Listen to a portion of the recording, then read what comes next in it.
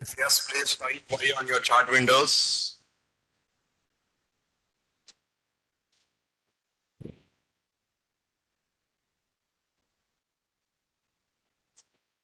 Okay.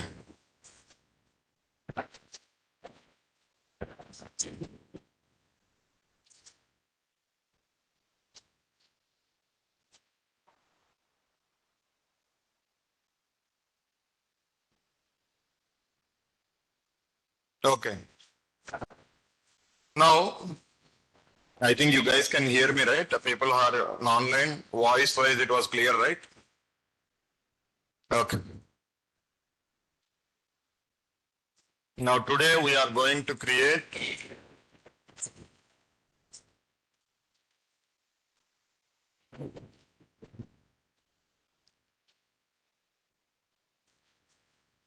Now, today our content is Git and as well as Git Lab, Git and as well as GitHub. Okay, so first we need to understand that why we need to use Git and as well as GitHub as part of our real practice. As part of our real voice not like Voice not like that.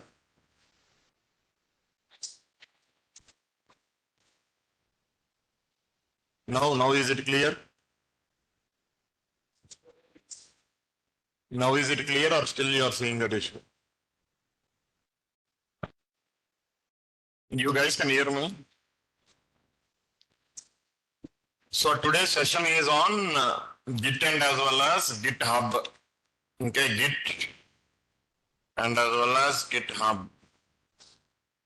Okay, so here, right, we are going to quickly understand that why we need to use this Git, or why we need to use this Git and as well as GitHub. Okay, so first concept here is we are saying Git and as well as GitHub. Now, first you need to understand what is Git and as well as what is GitHub. Okay, what is Git and as well as GitHub? Okay, so first one is what happened today. Yesterday, our class has also not turned. People are busy. Yeah?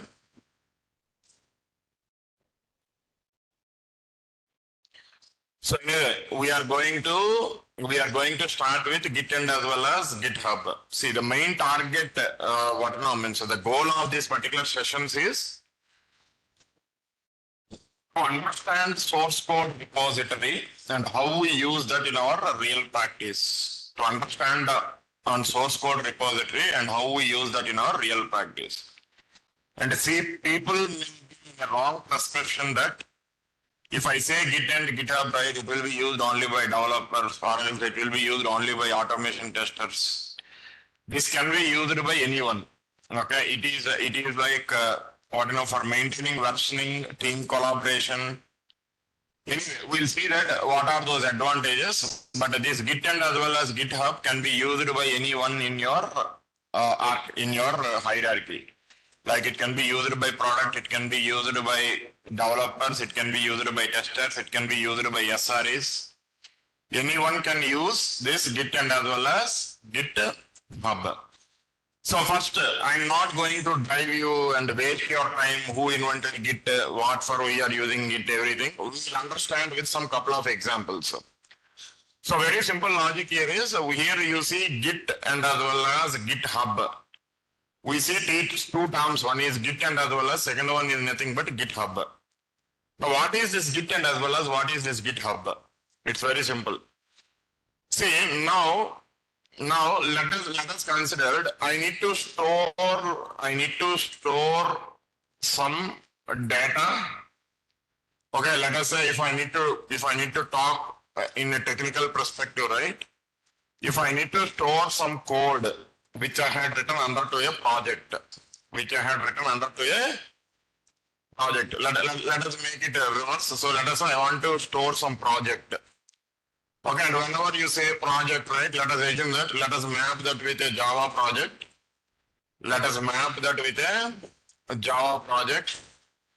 So let us say I want to store a Java project, and this project contains multiple packages. This packages contains multiple classes, okay, and interfaces, okay, and interfaces, and each class or interface contains properties and methods, properties and as well as methods. And here we are going to write our lines of code. Okay. So if I say project means it is like indirectly it contains some code. Okay. See now here I had just given you an example for Java project. In the same way, if I am creating a project under the Python, it may have different hierarchy. If I am trying to create a project in C#, that may have different hierarchy. But the main aspect is you are going to write some code. You are going to write some code under a project. Now, if I want to store this particular code, what means whenever I'm going to create a project, right, I'm writing a piece. If I want to write some piece of code, I'm writing that code by following some hierarchy. Or you can simply say I'm writing that particular code by following some structure. The structural way of writing your code is nothing but what we actually call it as a framework. What we actually call it as framework. So if I'm writing my code by following some structure, we actually call it as a framework. Okay, now anyway, means the blind rule here is if I say project or if I say a framework, it means it internally has some code. It may be different hierarchy. Means for example, if you see the same on Python project, right? If I want to create the same in Python, right? Now here the hierarchy is again.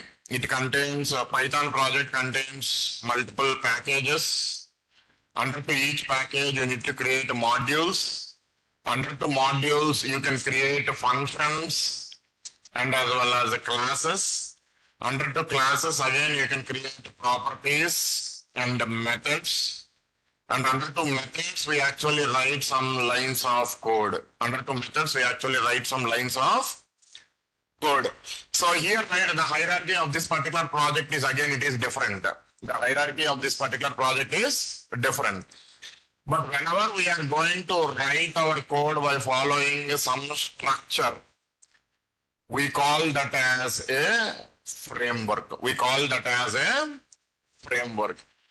Now, you may confuse, sir. We had seen whenever we are using some jar files, what we actually call it as dependencies. Are also called as frameworks, because if you see any jar file in Java language, right, it is nothing but again, it internally has the same hierarchy. So if you see any jar file, which is nothing but what we actually call it as a standalone application, which is nothing but what we are actually calling it as a standalone application. It also contains, if I see any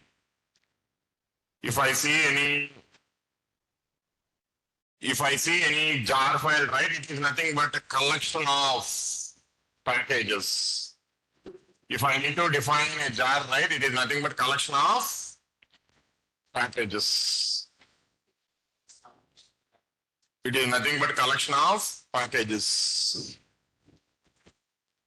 I think you can decrease it to 4, then you will not get any sound. You put it in 4 or 3, so you will not get any. So if you see here, right, now whenever I am going to say a jar is nothing but a collection of package. A package is nothing but, again, it is nothing but a collection of,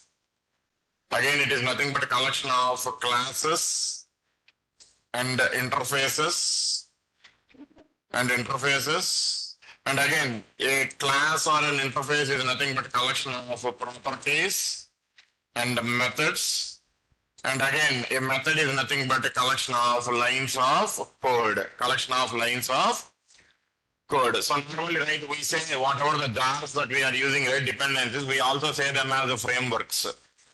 So very simple logic here is, if I say a framework, means I'm going to write my code in a structured way to achieve two metrics. To achieve two metrics. What are those metrics means? Reusability. One is increasing reusability, and the second one is reducing maintenance. Maintenance means whenever you see, right, whenever people call some code as a framework, it means it helps us to increase reusability and reduce maintenance, and helps us to reduce maintenance. So anyway, for a layman term, right? For a layman term, right? If I want to store some code, okay, if I need to talk in technical perspective, if I want to store some code, which is written under a framework, or which is written under a project, okay, in a structured way. Okay, we need source code repositories. We need source code repositories. We need source code repositories. Means it's very simple. If I need to make it simple, right?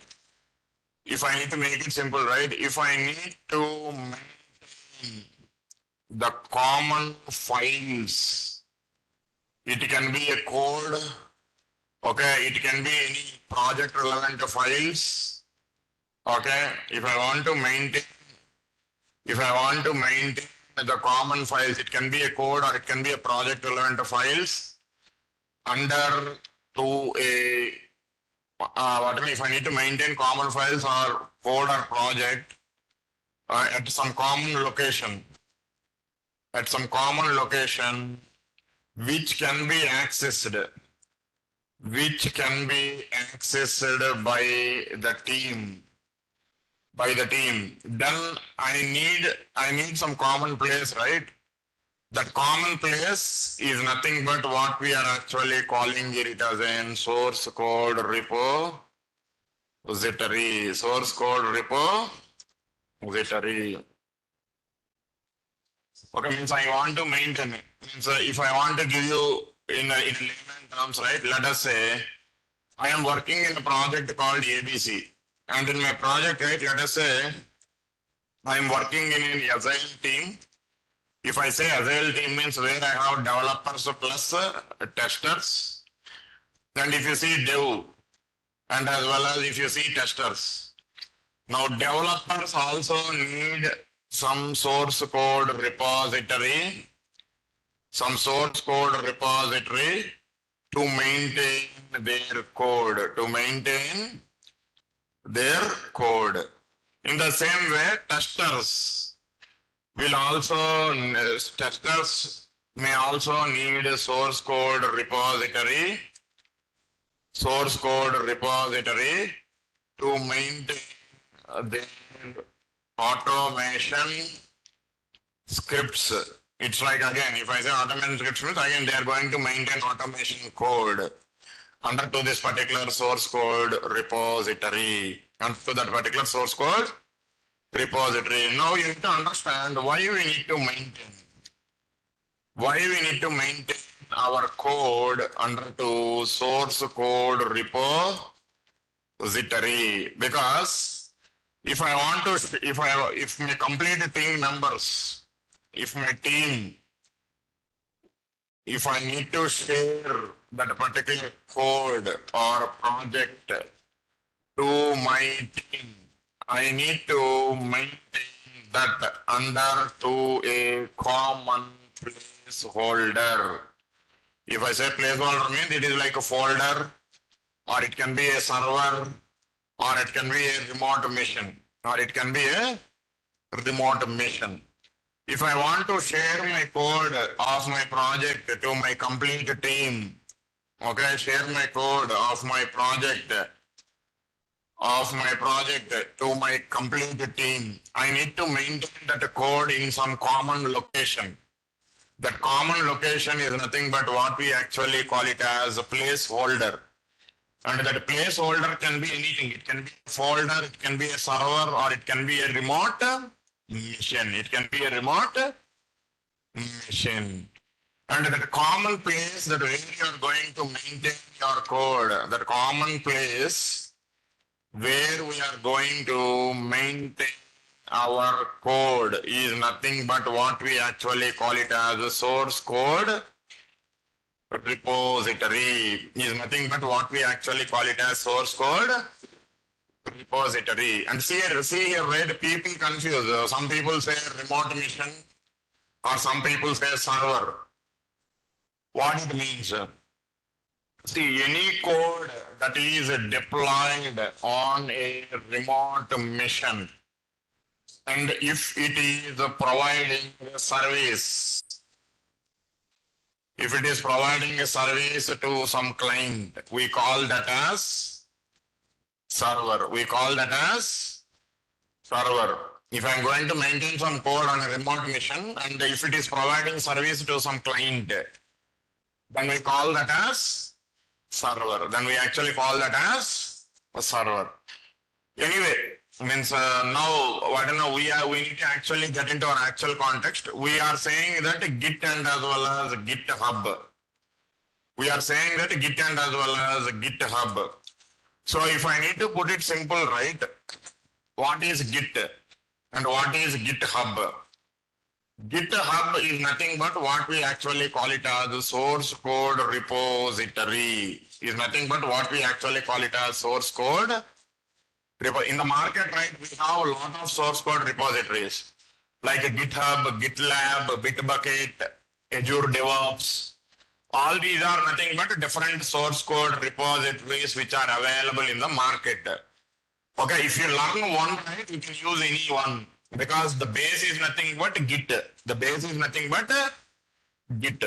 So there are a lot of source code repositories in the market like Bitbucket, GitLab, GitHub, Azure DevOps. We have a lot of source code repositories in the market. Every organization uses some source code repository to maintain their code into a common place. Some source code repository to maintain their code into a common place. Means they want to maintain all the common code into a single location. That location where we store that particular code, right? That is nothing but what we are actually calling it as a source code repository. Source code repository. Is this part clear? So now very simple. Now GitHub is a source code repository where we are going to maintain our code. See, we can maintain, but since because see, as a developer or a tester, right, what we are going to maintain? We maintain code or a project or a framework. So I'm directly saying that where I'm going to maintain our code. You can also maintain your normal text files, PDF files, anything, right? If you want to store, you can store that under to your source code repository. Okay, there is no such rule that you need to store only code files under to that particular source code repository. And very simple logic here is, if I need to store, then I need source code repository. But if I need to interact with that particular source code repository, I need one client.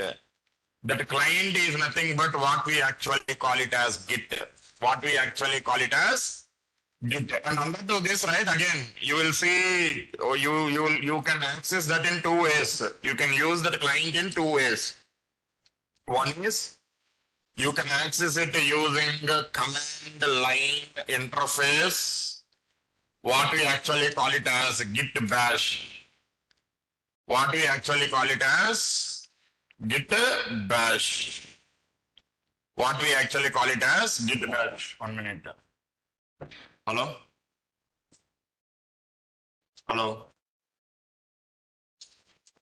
Hello?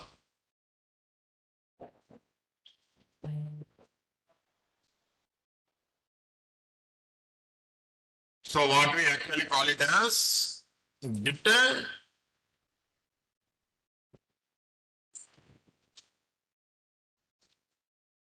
Now is my voice clear? People who are in online.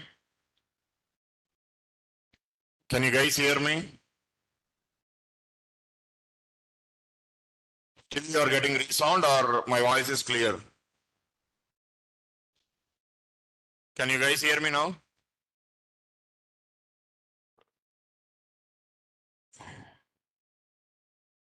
Now is my voice clear or any resound or something?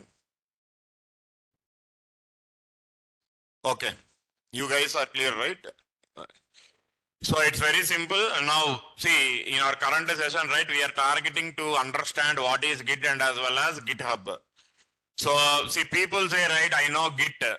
Okay, I know Git. People say, do you know Git or do you know Git, right? It means that you need to know that how you need to use this source code repository. You need to understand that how you need to use this source code repository. So let us say I have a source code repository. Okay, now let us say I have a source code repository. Now let me just put that in a diagrammatic representation. Now let us say this is nothing but my source code repository. Okay, now let us say this is nothing but my source code repository, which is nothing but what I am calling it as an GitHub. Okay, and here, right, I can create multiple repositories. Let us say this is repository 1, this is repository 2, this is repository 3. I can create multiple repositories. And let us say one of the repository is used by developers, second repository is used by testers, third repository is used by SREs, your DevOps team. Your DevOps team.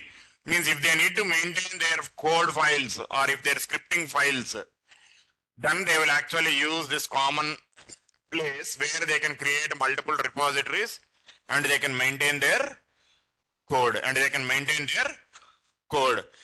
place where they are maintaining this code, right, this is nothing but what I am calling it as a placeholder where they are actually maintaining their code. Placeholder means a common place where they are going to maintain their code. Now, if I need to talk to this particular repository, let us say this is my dev code and this is nothing but my testers code.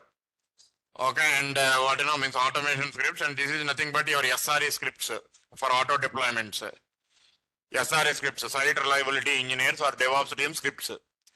Now, if I need to talk to these repositories, means if I need to talk to these particular repositories, I should have a client installed on my machine. That client is nothing but what we actually call it as Git. That client is nothing but what we are actually calling it as in Git.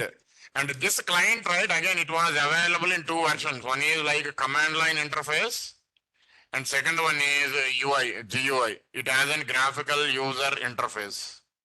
You can use that in two ways. You can use it from your command line, and second one is you can use that from your graphical user interface. Okay, so these are the two. So this is nothing but what we are actually calling it as a client.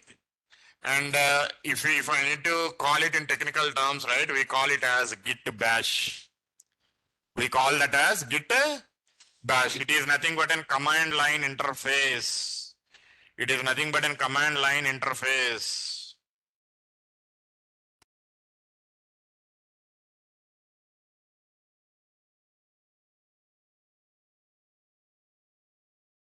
This is mute, okay. So if you see, right, this is nothing but command line interface. So very simple. People say Git, right? Git means you need to understand Git bash and you should also have understanding on GitHub. GitHub is a source code repository where you are going to maintain your code. But if I need to talk to that particular Git repository, right, I need one client. That client is nothing but Git bash or Git bash means it is command line interface and Git GUI, graphical user interface. Graphical user interface. Is this part clear? So now, see, anyway, we are maintaining our code in a common place. Okay, why we need to maintain my code in a common place? See, very simple. Now, anyway, we have some source code repository. I'm maintaining my total code into that particular common place. But why we need to maintain that in a common place? It's very simple. First one is to maintain versioning and second one is to achieve team collaboration. See, very simple. I want to maintain my code in a single place, and I want to share that code to my complete team. So anyone can connect to that particular source code repository and they can download it. And they can download or take the latest code which is present in that particular location. And second one is versioning.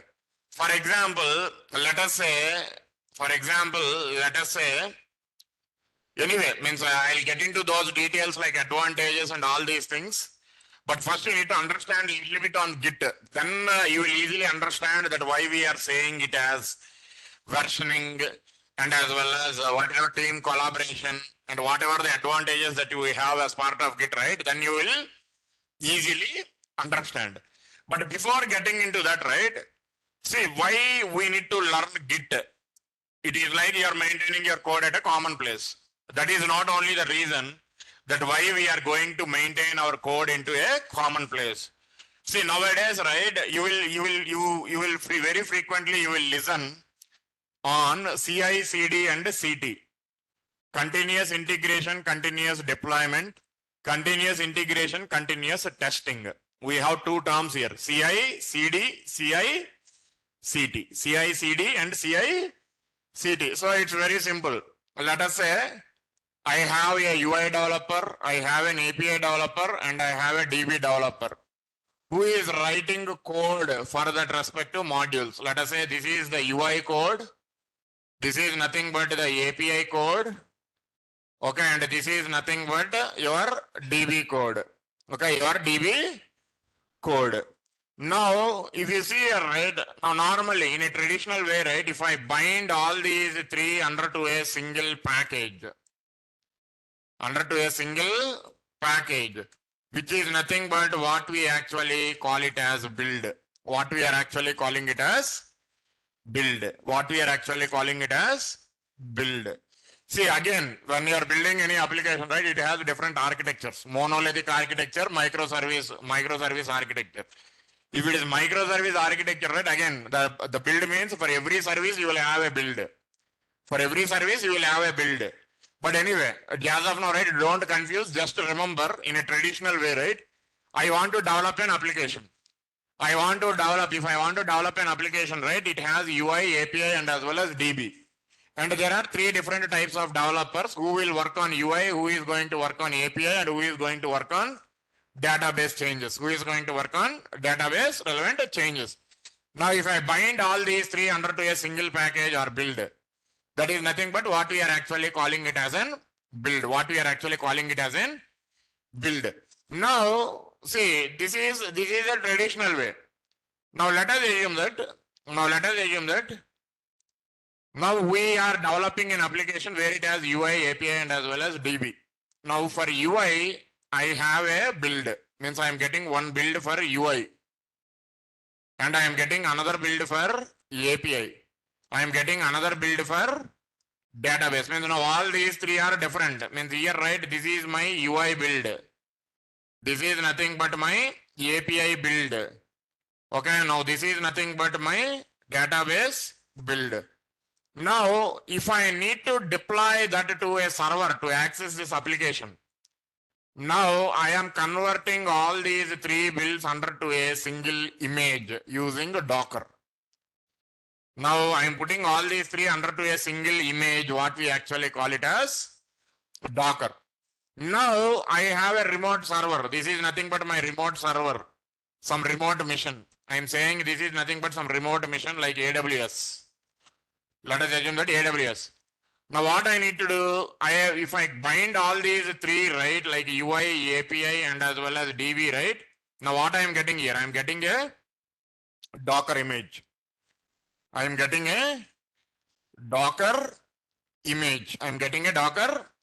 image. Now this image, I am going to deploy. Deploy means I am copying it to that particular remote server. I am copying that to a remote mission. Now end user, for example, end users, right? Let us say end users can access that particular application through their clients. Through their clients means through their browsers. So now application got deployed onto a remote mission. So this mission is nothing but what we are actually calling it as a server. And you are accessing it from your individual machines through browser. So your browsers are nothing but what we are actually calling it as in clients. What we are actually calling it as in clients. This part is clear. So it is like, means very simple here, right? It is like, again, means I want to make it simple. You will have UI, API and DB for an application. And if I combine all these three, right, I am making it as a build, as a single unit, as a single build. I am deploying that build to remote machine. Means if I am saying deploying means I am copying that build to my remote machine. Now that remote machine becomes a server. So anyone can connect to that particular server and they can access that particular application. So how you are connecting to that particular server means through your web address. You will type www.google.com, www.gmail.com, www. That is nothing but the address of that particular application on which that application has deployed, on which that particular application got deployed. So this is nothing but if end user needs to access application, I need to deploy my code into a server. So everyone can access their application using their browsers, Let us take this as a web application. So I am able to access that through a browser. Now I am able to access that through a browser. This part was clear, right? Now very simple. Now if UI developer needs to write UI code, API developer needs to write their API code, or DB developer needs to do their DB relevant changes. Okay. Now they need to also write some scripts, right? They need to also write some code, and they need to maintain that in a common place, which can be accessed by your complete team. Let us take it as a micro example now. Let us say in my team, I have 3 UI developers. Okay, 3 UI developers. They are going to develop UI of my application. Now every developer will write some piece of code, right? Every developer will contribute some piece of code. Let us say he has written some piece of code and he has written some piece of code. Now this complete code, right, should be maintained at a common place. Now this complete code, right, whatever the code that they are writing, right, that code should be maintained at a common place. That common place is nothing but what we are actually calling it as a source code repository. Source code repository. But if I need this repository, right, I need to use GitHub. I need to use GitHub, or you can use GitLab, or else you can use Bitbucket. So these are nothing but different source code repositories where you can create repository to maintain your code. In the similar way, let us say there is another repository under to this particular GitHub. Now this is for automation scripts. Now we have, let us assume that in your team, right, you have 4 testers, and every tester will write some piece of code, and they need to maintain their code into a common place, which is nothing but their automation code repository, which will be also created under to GitHub. So normally, right, see why I am making you to understand this here is, see, some people say GitHub is a server. Okay, some people say GitHub is a source code repository. Some people say GitHub is a remote machine. It means, see, I am going to store my code into a remote machine.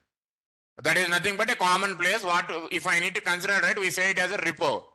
But if I need to maintain versioning, if I need to maintain some actions on that particular repo, again, there is a software that is installed on that particular GitHub. That software is helping us to maintain all these activities. What changes that resource has done, what versioning it is, what code has been pushed to that particular remote. If I need to track all those changes, then there should be a software to track that particular changes. So GitHub is a software which is installed on a remote machine. Now that remote machine is nothing but if I install any software on a remote machine and if it is providing service, what we call that? We call that as a server. That is the reason, right, when you go and browse it, right, you will see different definitions. Some say GitHub is nothing but a common place to store your code. Some say it is a source code repository. Some define it as a server. But anyway, as part of a developer or as part of a tester or as part of an SRE, right, we actually maintain our code or scripts in that particular common place in a remote mission, which is nothing but what we are actually calling it as an repository. What we are actually calling it as an repository. If you are maintaining your code files, we call it as source code repository. Source code repository. Now I have maintained the source code repository, and I'm able to maintain my developers code and my testers code. But if these developers and as well as these testers, if they need to interact with this particular GitHub, then they need client. Then they need clients should be installed on their missions. What is that client? That client is nothing but Git bash. That client is nothing but Git bash. So if I need to talk to my Git server, right, then I need Git bash. And if I need Git, and this Git was available in two versions. One is nothing but a bash, which is nothing but what we actually call it as command line interface. Then second one is GUI, graphical user interface. And second one is nothing but GUI, graphical user interface. Is this part clear? Now, very simple logic. I need to maintain my code. For that, I am using GitHub. If I need to talk to that, but if I need to interact with that particular GitHub, I need client. That client is nothing but Git. That client is nothing but Git. That client is nothing but Git. And in that Git, right, again, it is available in two versions. One is command line interface, what we actually call it as Git bash. And second one is UI. From UI also, you can perform some actions and you can interact with that particular Git. That is nothing but Git GUI, graphical user interface. Graphical user interface. Is this part clear? Is this part clear? Now, we see a term, right? We see a term called CI/CD or CI/CD. We see a term called CI/CD, which is nothing but what we are actually calling it as an continuous integration, continuous deployment, continuous deployment. And we also see a term called CI/CD, which is nothing but what we are actually calling it as an continuous, okay, continuous integration, and we also call it as continuous testing, continuous testing, CI/CD and CI/CD. CI/CD is for developers. Okay, CI/CD is for testers. CI/CD is for testers. But who is going to maintain this CI/CD and CI/CD means SREs, whom we call it as DevOps teams. Whom we are calling it as DevOps teams. So who is responsible for maintaining this CI/CD and CI/CD means SREs, site reliability engineers. What previously we used to call them as DevOps engineers.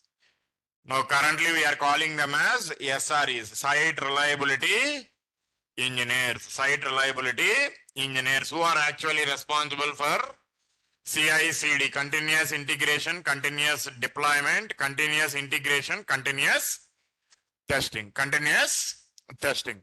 Now we will see why we are saying it as a continuous integration and continuous testing. Now let us understand. See, we say Git and GitLab, GitHub, right? Why it is important? Why we need to maintain our code in a common place? So to understand that, right, first you understand this CI/CD architecture. CI/CD architecture. First you need to understand this CI/CD architecture. Means you may get one doubt that why we need to maintain this code into a Git source code repository. GitHub or GitLab or Azure DevOps or Bitbucket. There are a lot of source code repositories in the market. Why we need to actually maintain our code into that particular source code repository? Source code repository. Now, if you see, right, the CI/CD architecture, first let us assume that in my team, right, I have 3 testers. In my team, right, I have 3 testers. Now, let us say these are nothing but the testers. Okay, and these testers are responsible for automation as well. These testers are responsible for writing their automation scripts as well. Okay, I have 3 testers. Now, every tester will write some automation scripts. Okay, every tester will write some automation scripts. So, everybody needs one mission. Now, let us say this tester need one mission or his laptop, and as well as he also need one mission, or his laptop and he also needs one mission, or his laptop. It may be a company, but his organization mission or his personal mission, he needs one mission to write some piece of code. Right? So if I need to write my code on this particular mission, right? If I need to write some automation script, or let us assume that instead of 3 testers, right, let us assume that there are 3 developers as well. Now each developer will write some piece of code, right? Let us say he may be a UI developer, he may be an API developer, or he may be a DB developer, right? If he is writing some script, that script, to write a script, right, he need one mission. So he has some mission. Now, if I need to write some piece of code as a developer, or if I need to write some automation script as a tester, I need a framework. I need a framework. Framework means a structured way of maintaining your project. Structured way of maintaining your project. See, framework means people will be in a wrong perspective that JUnit, TestNG, Spring, Play, Hibernate, all these are only frameworks. Framework means even though if you are writing your code, by maintaining your code in a structured way to increase reusability and to reduce maintenance, we call that as a framework. We call that as framework. Under to that, right, we have predefined and user defined. User defined means as a user you are writing it. Predefined means already you are downloading a predefined framework and you are using it. So if you see, right, your JUnit, TestNG, Selenium, Spring framework, Hibernate, and as well as your Play framework in Java, right? All these are called as predefined frameworks. You can directly download and you can use those features. And again, why we use those features means the main advantage is to increase reusability and to reduce maintenance. Now, if you see, right, now here, if I need to write my code, right, I need some framework. Means I need to make sure that I'm writing my code by following some structure. I'm writing my code by following some structure. Now, after writing my code, right, again, that code is present only in this particular mission. Let us say, if you see here, right, now let us say this is nothing but, let us say he is nothing but developer or tester. Okay, now he is nothing but a developer or a tester. Now, right, let us assume that these 3, right, whomever you are saying, right, now this is nothing but one of the developer and tester. Now he is another developer and tester. Now he is also another developer and a tester. I have 3 developers and testers. Now let us say my first developer or my first tester has written some piece of code. How I will share that code to my second developer or tester? I can't directly send those files in an email, or I can't send those files in my Slack channel or Teams or the communication channel, whatever that they use, right? They can't send their code directly using these communication channels, right? So they should make sure they are maintaining this code under to a common repository. So that is nothing but what we are actually calling it as a source code repo. Now let us say today developer or tester 1 has written some piece of code and he has updated that code to this particular source code repository. Okay, now he has updated that code to that particular source code repository. Now this developer can pull that particular code to his mission, and he can add additional code to the existing code. He can add additional code to that particular existing code. In the same way, after adding this, right, this developer or tester, again, he pushed their code to this particular remote repository. And again, now, right, even though the developer 1, the developer 2, and as well as the developer or tester 3, they can also take again the latest code from that particular remote mission and they bring that to their local mission. So if they need to maintain that team collaboration, means within the team, right, if they need to collaborate, do their collaboration, right, we need to make sure that our code is maintained into a common place, what we are actually calling it as an source code repository. And see, I am maintaining my code here. But whatever the code that I'm maintaining here, right? I should also track. I should also track. Now let us say, I can simply say that I should also track the changes that are done by each and every developer. I should also track the changes that is done by each and every developer, the new code that is written by the developer, or else the versioning means, let us say, every update has some number. Now what it means initially my developer has updated some code. It got some unique number for it. Now on the same code, right, I have updated some other code. Now it will have some unique number. Now let us assume that whatever the code that I have updated, right, it was wrong. Now I need to revert back to its previous changes. If I need to revert back to its previous changes, right, I need to maintain my versioning. For each and every new code, right, I need to give some unique name or unique ID for it, through which I will easily identify that if there is anything wrong, right, I can revert that to that particular version. I can revert my code to that particular version. So whenever I'm maintaining my code into a common place, what we are actually calling it as a source code repository, if I need to track all my changes, if I need to maintain versioning, right, again I need a software to track all those activities on my source code repository. That software is nothing but again we actually use some software to track it, right? That is nothing but the GitHub. GitHub actually helps us to track and as well as maintain versioning of your files which you are maintaining under to your source code repository. And if I need to talk to this particular GitHub, means for example, if this developer needs to interact with this GitHub repository and this developer needs to interact with this particular GitHub repository, then they need a software installed on their machines as well. That is nothing but what we are actually calling it as an client, Git client. And that is available in two versions, Git Bash and Git GUI. Git Bash and as well as Git GUI. What is Git Bash means? Command line interface. Git GUI means graphical user interface. Is this part clear? Now I am maintaining my code under to this particular source code repository. Now let us assume that in tester's point of view, right? Let us say I have around 300 automation scripts that are written by all these three testers. And that is maintained under to this particular repository, 300 automation scripts. Now every day, right? See, for example, now initially I have 300. Now today, right, this tester has newly created another 2 new scripts, and another tester has created 4 scripts, and another tester has created around 5 scripts. 5 scripts. Now 5 plus 4 plus 2 is 11. So 11 plus 300. Now what is the total? 311 scripts I have in my remote. So my previous scripts are 300. Today I have added newly 11 additional scripts. Now 11 additional scripts.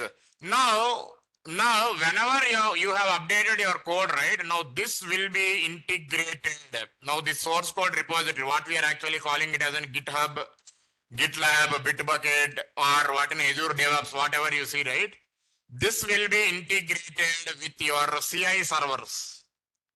CI servers means in market, right, we have CI servers like Jenkins, Bamboo, Go.cd, Excel release. We have a lot of Go.cd, and then we have Excel release. We have a lot of CI tools in the market. CI tool means continuous integration tool. CI tool means continuous integration tool, and it also provide us some services. So what we call it as server. See, if that CI, right, that CI tool, right, whatever that you are installing on a remote machine, that also helps us to provide some services. So if it is providing service, right, then what we call it as? It is also a server. That is the reason people call it as CI servers. CI servers means if I install Jenkins onto a remote machine and if I am able to use the features of that particular Jenkins, That is nothing but Jenkins server. If I install Bamboo and if I'm able to access the features of that particular Bamboo, that is nothing but Bamboo server. So that is CI server. Means I'm installing some tool on it and I'm accessing services from that particular tool. Means that tool is providing service to me. That tool is providing service to me. Then automatically we call that as server. We call that as server. See, as of now, right? Anyway, we have next workshop on Jenkins as well. There I'll tell you that how we are able to schedule jobs and everything. Now, right, just remember, I am going to use this CI server to schedule a job.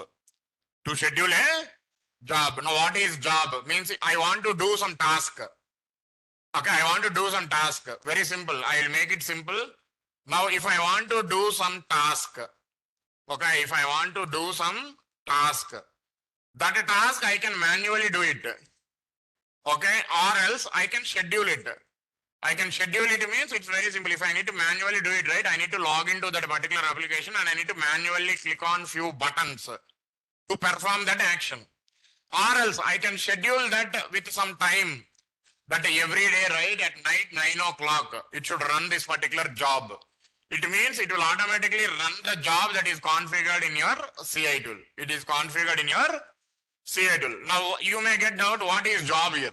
Job means I need to perform some task.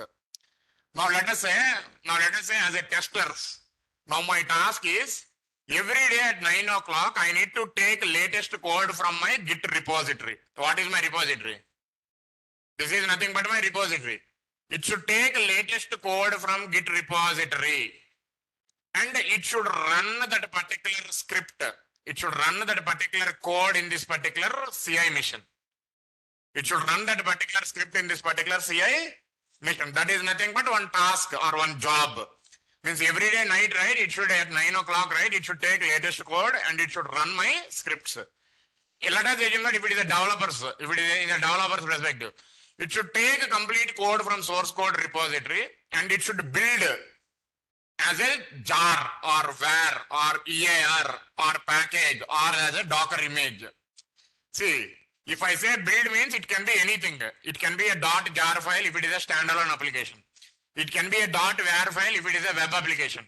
It can be a .ear file if it is an enterprise application. Let us assume that I am maintaining my application in microservice architecture. Each and every service has a jar file. But I need to combine all these jar files under to a single entity. Then I will use Docker. Means I am combining everything and I am making a Docker image and I am deploying that to server. So my application, anyone can access my application. Anyway, I don't want you guys to confuse by injecting these words like Docker, Kubernetes, all this. Very simple. If someone needs to access my application, I need to copy my code into a remote mission. That remote mission is nothing but my server. So everybody can open their browsers and they type address of that particular application and they can connect to my application and access my features or functionalities. Features or functionalities. Now let us say UI developers are writing some piece of code. Every day night, right, it will automatically take latest code from Git and it will generate as a build. It can be a jar, var, EAR or Docker image. It generates as a package or build.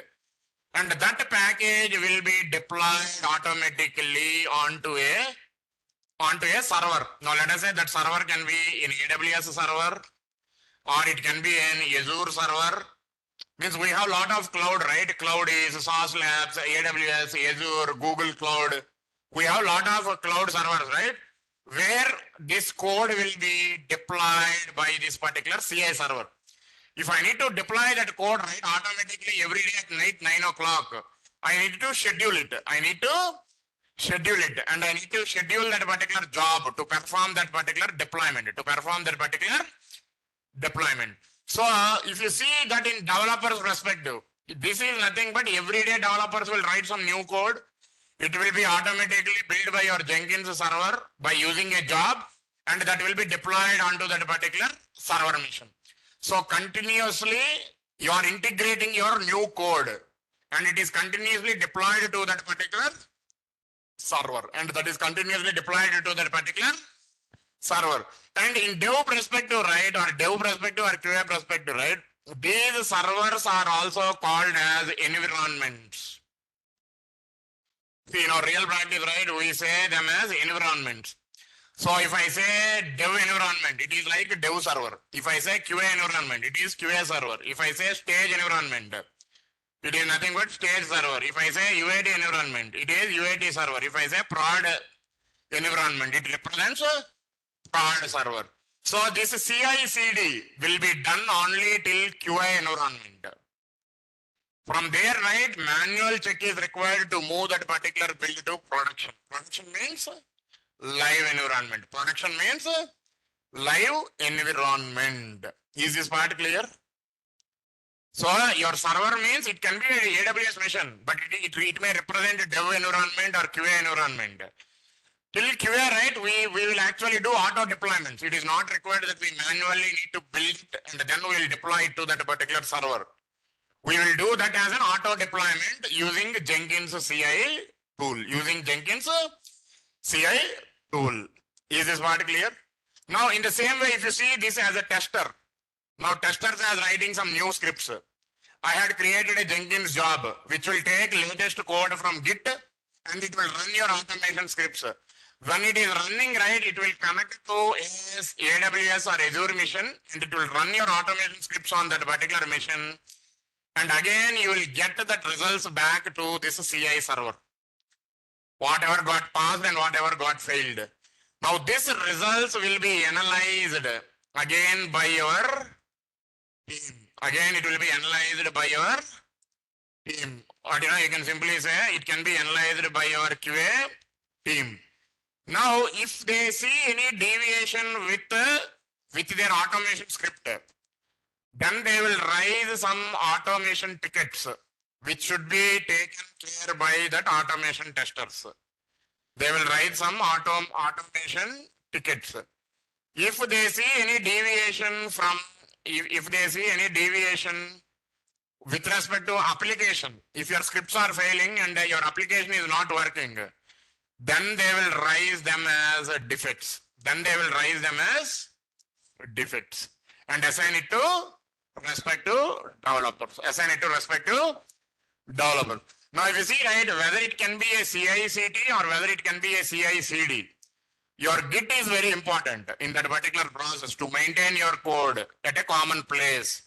That common place is nothing but what we are actually calling it as an source code repository. That common place is nothing but what we are actually calling it as an source code repository. Any user, he can be a developer, he can be a tester, he can be an SRE, he can be a DevOps team. If he wants to maintain some code or script files in a common place, they need a software in their mission that is nothing but what we actually call it as Git. What we actually call it as Git. And that Git is available in two versions. One is command line.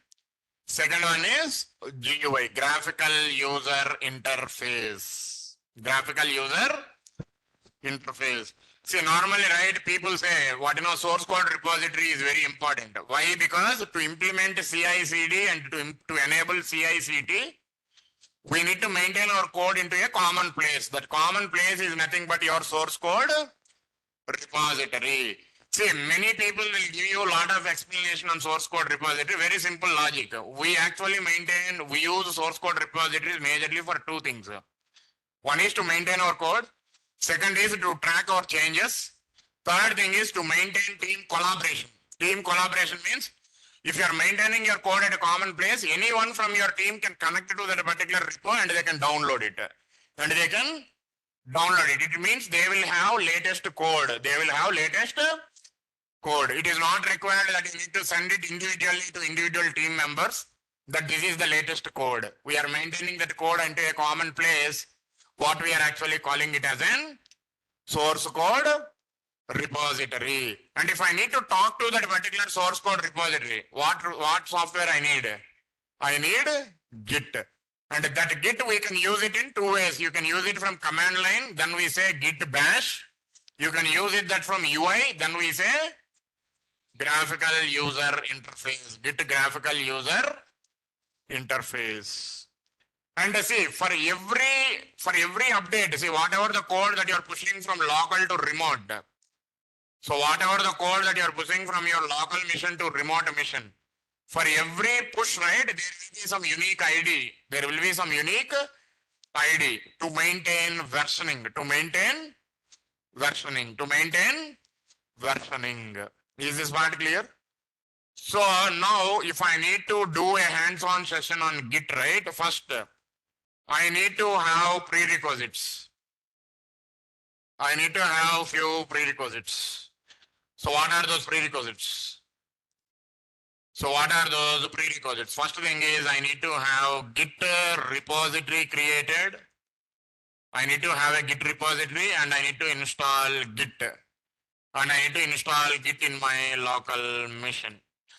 I need to create a Git repository under to GitHub because this is nothing but your source code repository.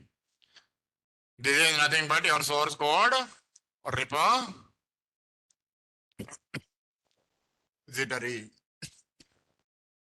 That is nothing but your source code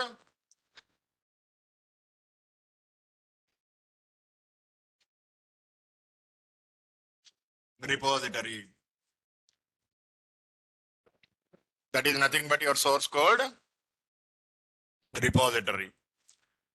So if I need to practice, right, what I need one repository and I need Git installed in my local machine. So Git and GitLab both are different. You guys are getting me right? Git means it is a client. GitHub or GitLab or Bitbucket means it is source code server, remote server, where you are going to maintain your code, where you are going to maintain your code. So now first step, if I need to do this practice on my mission, right, first thing is I need to have an account on my GitHub. I need to have an account in GitHub. So I can create repositories. I can create repository. And under to GitHub, right, you can create multiple repositories. It is not required that you will have access only to create a single repository. You can create multiple repositories. You can create multiple repositories. A repository means a common place where you are going to maintain your code. Repo means a placeholder where you actually maintain your code or files. It can be anything. It is not required that it should be only a code file or script file. You can maintain files. Is this part clear? Now first step here is, see, just go to your Google Chrome and just type here GitHub. So you will get a link, GitHub link. Click on this particular GitHub link. Okay, now you will have here sign up to your GitHub. Enter your email address, Gmail address, and click on sign up with your GitHub. Okay, I already have it. So what I am doing here is I am just going through this. I am just logging through my user ID and password. But normally, right, if you are accessing it for the first time, right, what you need to do? What you need to do? You need to just let me log out. See, for the first time, right, if you are doing it right, what you need to do?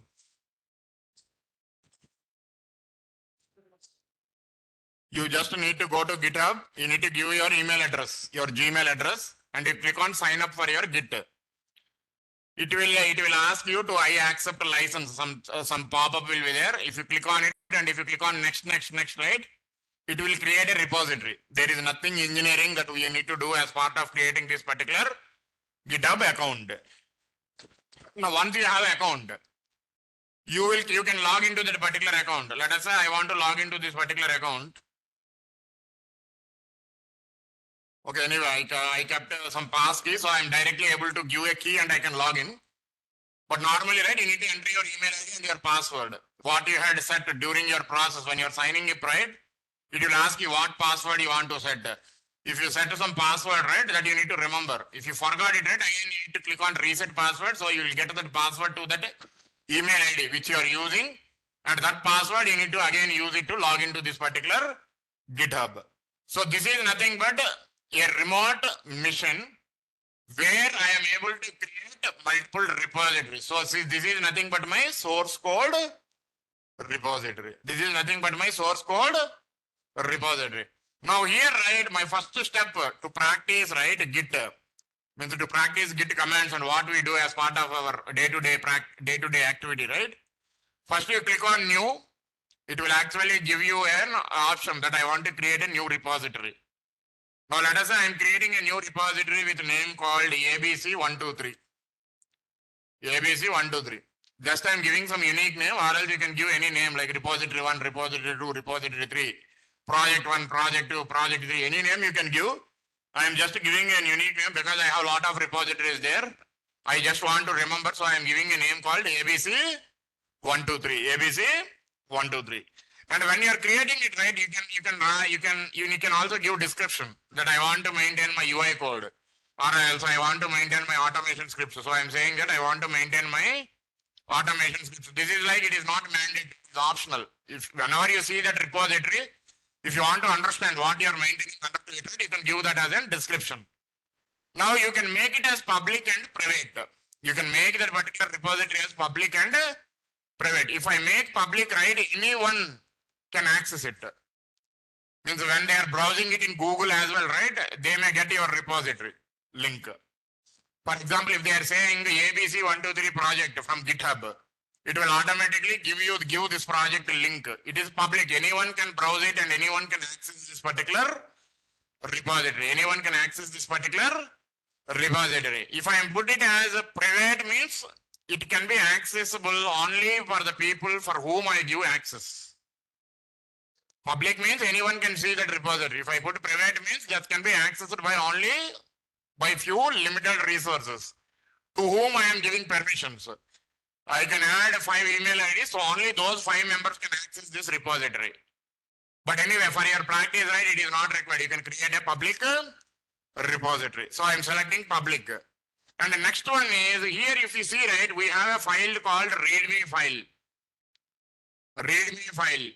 Okay, if you click on this, right, it will create a file with extension called .md. MD means markdown. MD means markdown. See, for example, if you go to Google, okay, now I want some framework. I want some framework. Let us say I'm saying that, for example, let us go ahead with some Python relevant libraries. So I have a common site with name called PyPI, from where I'm able to download any Python relevant libraries. So it's very simple. In Java, you say jar files, right? From where you download those jar files? You actually download it from Maven repository, which is nothing but your global repository from where you can download any jar files.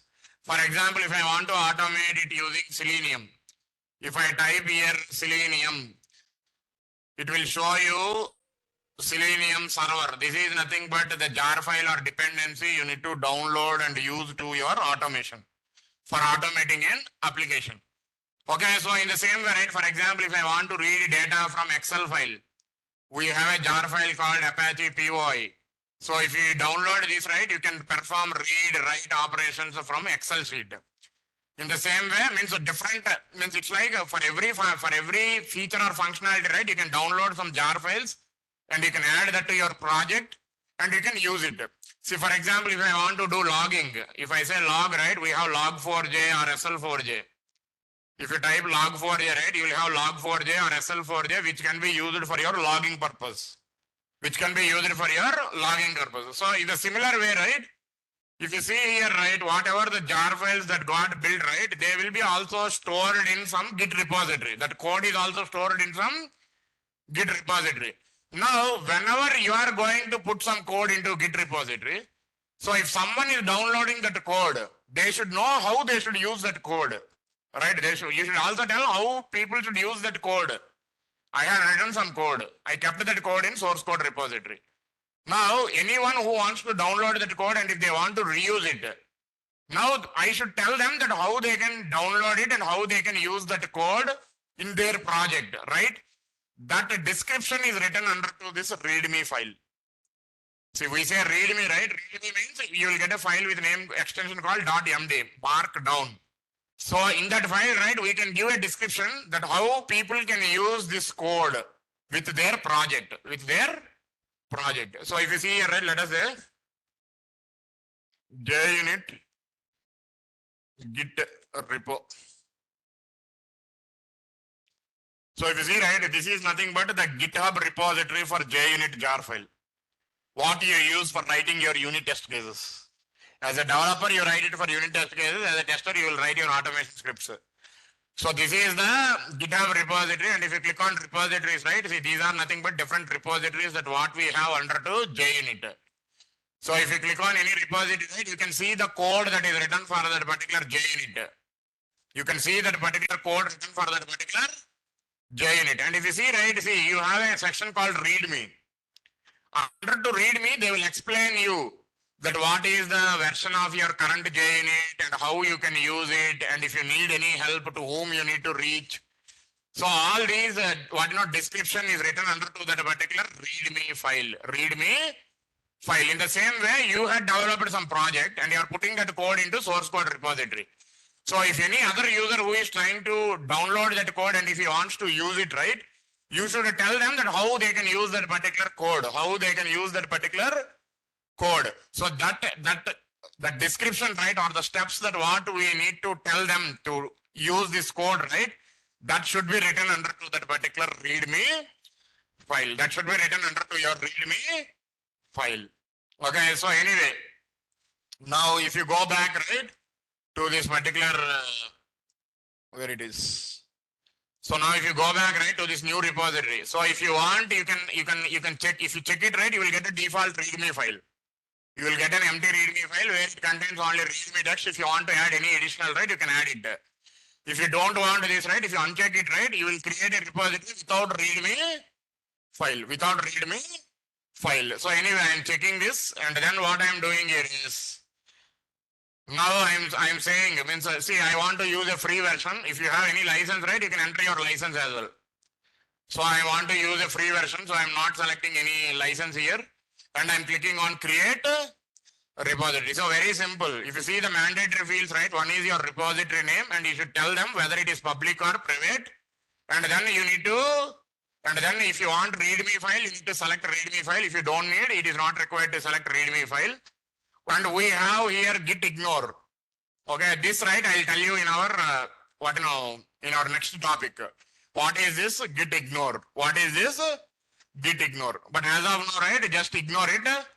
As of now, right, just ignore it. And just you can no license. I want to just use for my practice so that I'm not updating any license here. And I'm clicking on create repository. Then it will create a repository. Then it is going to create a repository. Means my repository name is ABC123. In this way, right, I can create multiple repositories under to my GitHub. See, I can write UI underscore dev code. I can write UI underscore API code. Yeah, I can write UI underscore dev code. I can write API underscore dev code. I can write automation underscore code. Whatever the code snippets that I want to put it, right, I can create multiple repositories for each and every team. For example, your SRE or DevOps should also maintain some scripts for doing, for automatically generating builds and deploying it to that particular server. So to do these actions as well, they need to write some script. Every time, right, whenever developer is updating a new code, it should automatically build it as a package or build or Docker image, and that should be deployed or copied to a server. So to do these actions, right, they should also write some script. So if they want to maintain that script, right, they should create a repository called DevOps repository or SRE repository, and they need to maintain all their code files under to that particular repo. They need to maintain all their code files under to that particular repo. Is this part clear? So now I had created a repository. Now if I want to use Git,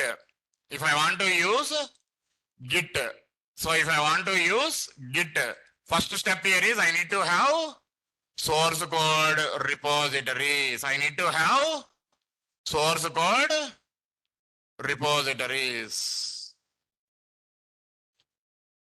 Okay, any questions?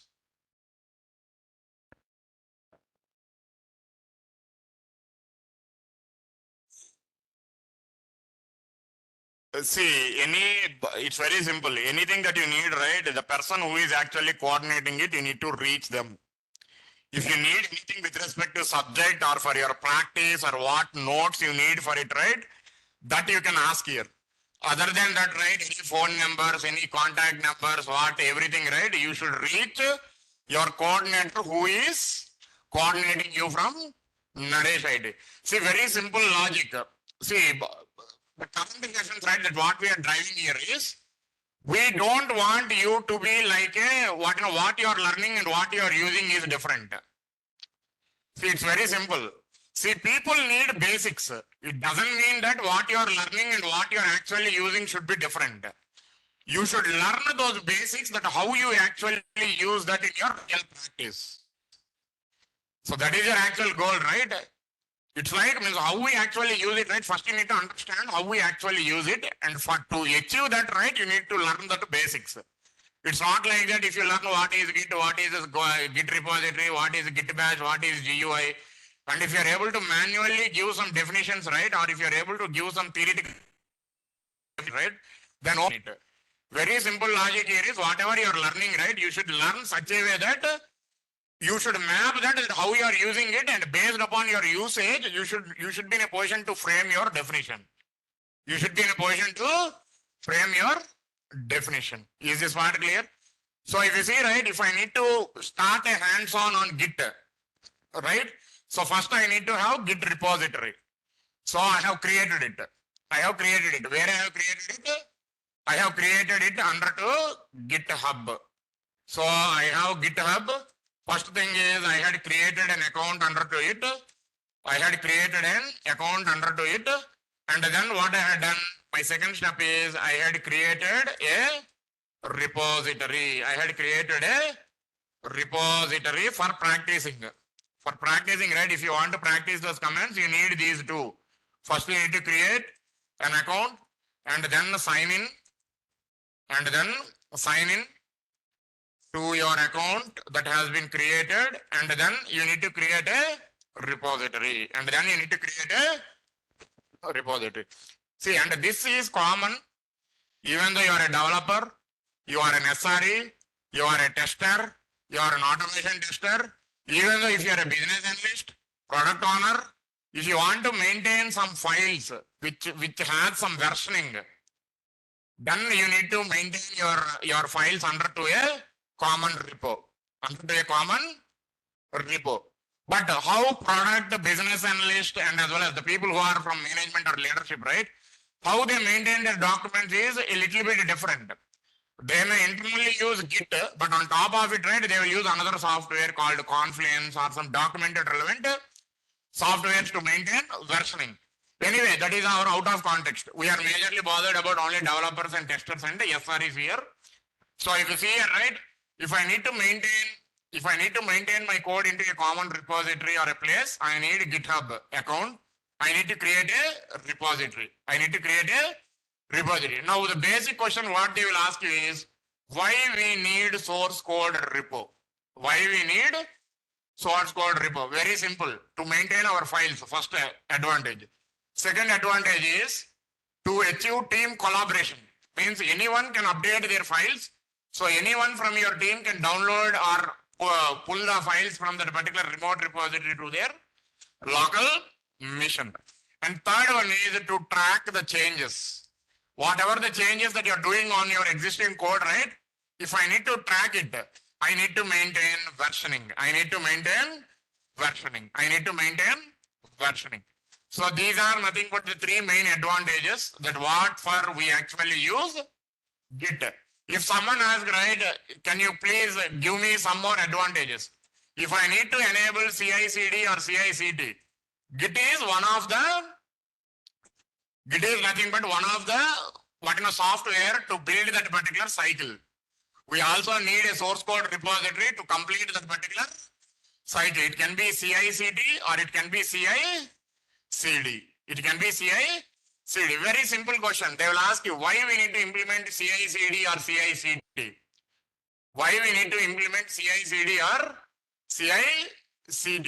To build early cycles.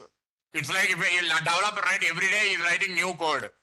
So every day if I automatically build it and if I'm deploying it, it means my latest code is already available on my application. As a testing, right, every day if you're running your automation cases and checking with respect to new code which is pushed by the developer, your existing functionalities are working fine or not, then I need to build a CI/CD cycle. Then I need to build a CI/CD cycle, continuous integration and continuous testing, continuous integration and continuous testing. So anyway, first our main target here in this current session is Git and as well as GitHub. So if I need to practice Git and as well as GitHub on my mission, my first step is I need to have GitHub account. I need to create a repository. This is my first step. Second step here is I need to install Git. I need to install Git, which is nothing but what we are actually calling it as an Git client. I need to install Git, which is nothing but what we are actually calling it as an Git client. If I am using it from my command prompt, we call it as Git bash. If I am using it from my graphical user interface, we call it as Git GUI, graphical user interface, GUI, graphical user interface. Now, how do we download it? Now, just go to your Google Chrome. Okay, now just go to your Google Chrome. And then what you need to do is you need to type here Git and press enter. That's it. Don't type GitLab or GitHub. Just type Git. So you will get a link. If you click on that particular link, it will redirect to this particular page. It will redirect to this particular page. So this is nothing but your Git. This is nothing but your Git client. Downloads. Click on downloads. If you see here, right, this is available for multiple operating systems like Mac, Windows, or Linux. Now I need to download it for Windows. So click on Windows. And then you will get different bits. And then you will get different bits. What are those bits? 32-bit and 64-bit. What is for 32-bit? So how do we know which version of Git should be installed on your machine? So first you need to go to your machine and you need to open any folder and right click on this PC, go to properties, then you will see properties where it will show you what type of operating system is available on your machine. So my machine is 64-bit, so I need to download all 64-bit relevant softwares on my machine. So see, if you are using latest Windows, you will see a folder with name called My PC. This PC. In some operating systems, right, if you are using Windows 8 or something, right, you have My PC. If you are using older versions, right, you will see My Computer. Okay, you need to right click onto that particular folder and you need to click on properties. So you can see what operating system bit is installed on your machine. Since my operating system is 64-bit, I need to install 64 relevant Git. So if you go here, now you need to click on 64-bit Windows setup. So if you click on it, it will download a .exe file. It is going to download a .exe file.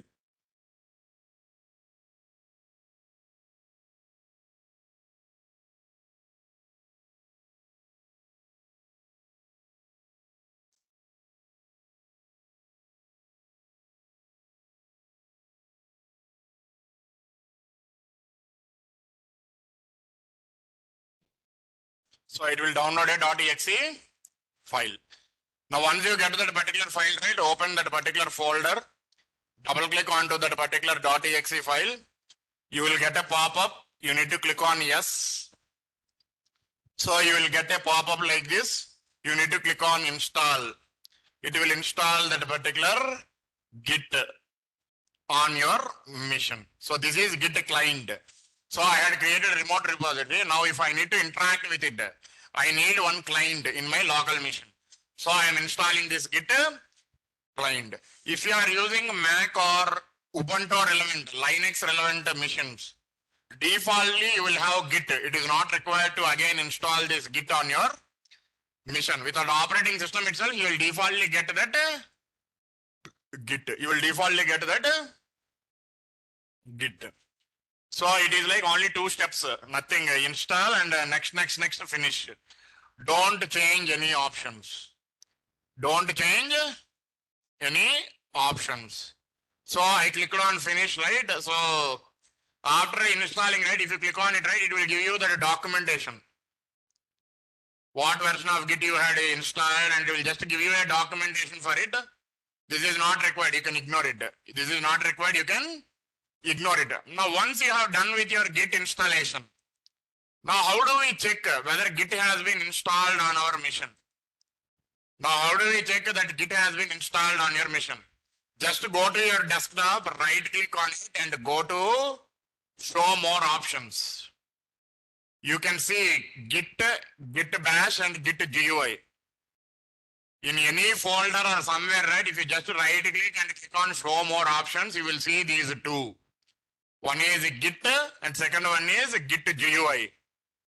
Git bash means if you click on it, right, it is command line interface. You need to give some commands to use it. If I right click and if I click on Git GUI means you will have graphical user interface. This is graphical user interface from where you can operate your Git repository. This is command line interface through which you can access or send commands to your GitHub repository to interact with your GitHub repository. So these are the 2 prerequisites that you need to install on your machine. One is you just create an account with your Gmail and create a repository, and second one is you need to download Git to your local machine and install that on your local machine and install that on your local machine. And here write one simple rule.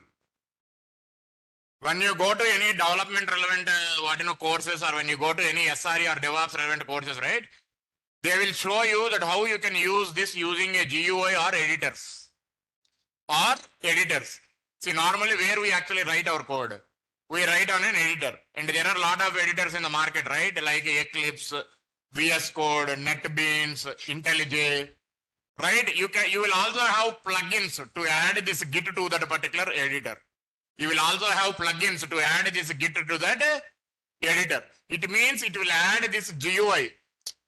That GUI, right, it will be automatically added to that particular editor from where you can perform actions on the UI itself. From where you can perform actions on the UI itself. But my suggestion here is don't learn it from UI.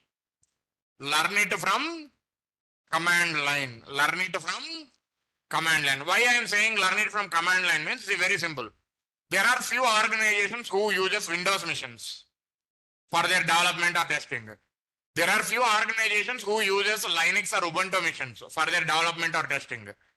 There are few organizations who uses Mac machines for their development or testing. If I need to use Git in any of these machines, right, then it is always suggestible to learn it using Git bash command line interface, not using UI, not using GUI. So very simple. Now we are going to see, anyway, see, GUI is very simple.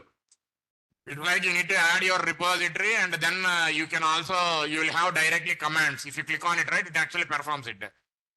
But before getting into that, right, first we will see how you are going to use it from command line. How you are going to use it from command line, git bash. Here we will see that, then I will show that how you can use the same command from your GUI.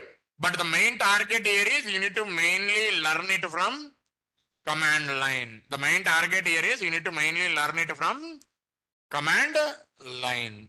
Command line. See, anyway, when we are starting this session, right, I have not explained that what we are going to drive here.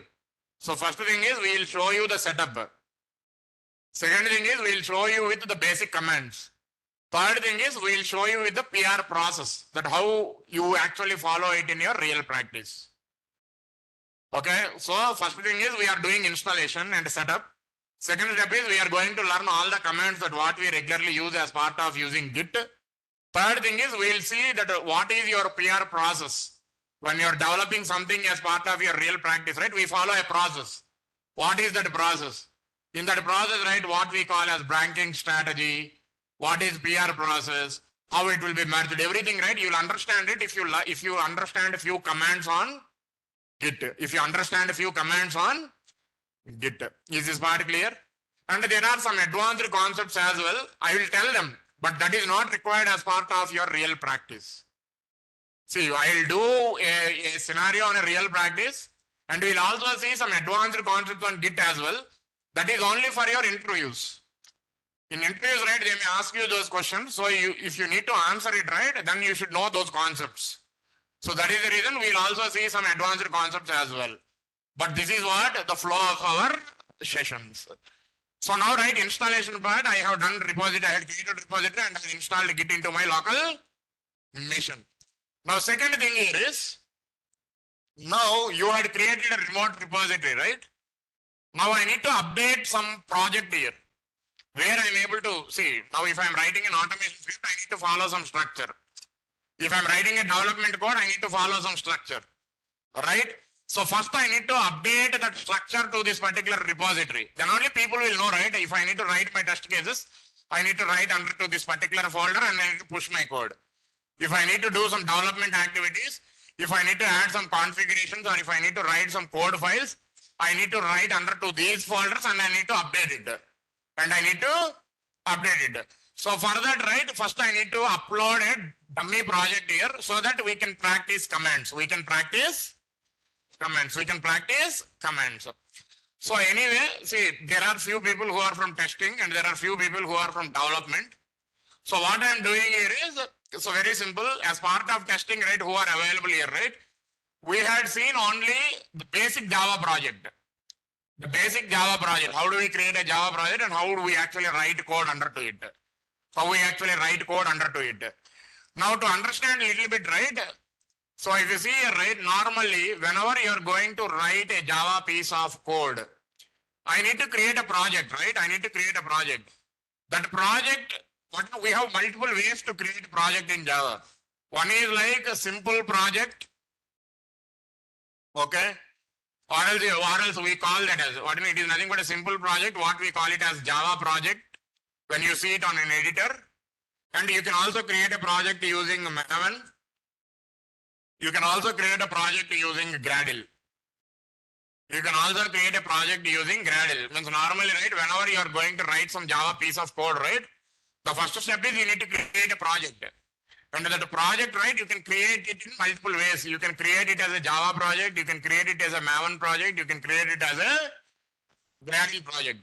In real practice, right, even though you're a developer, or you're a tester, right, we actually maintain our project.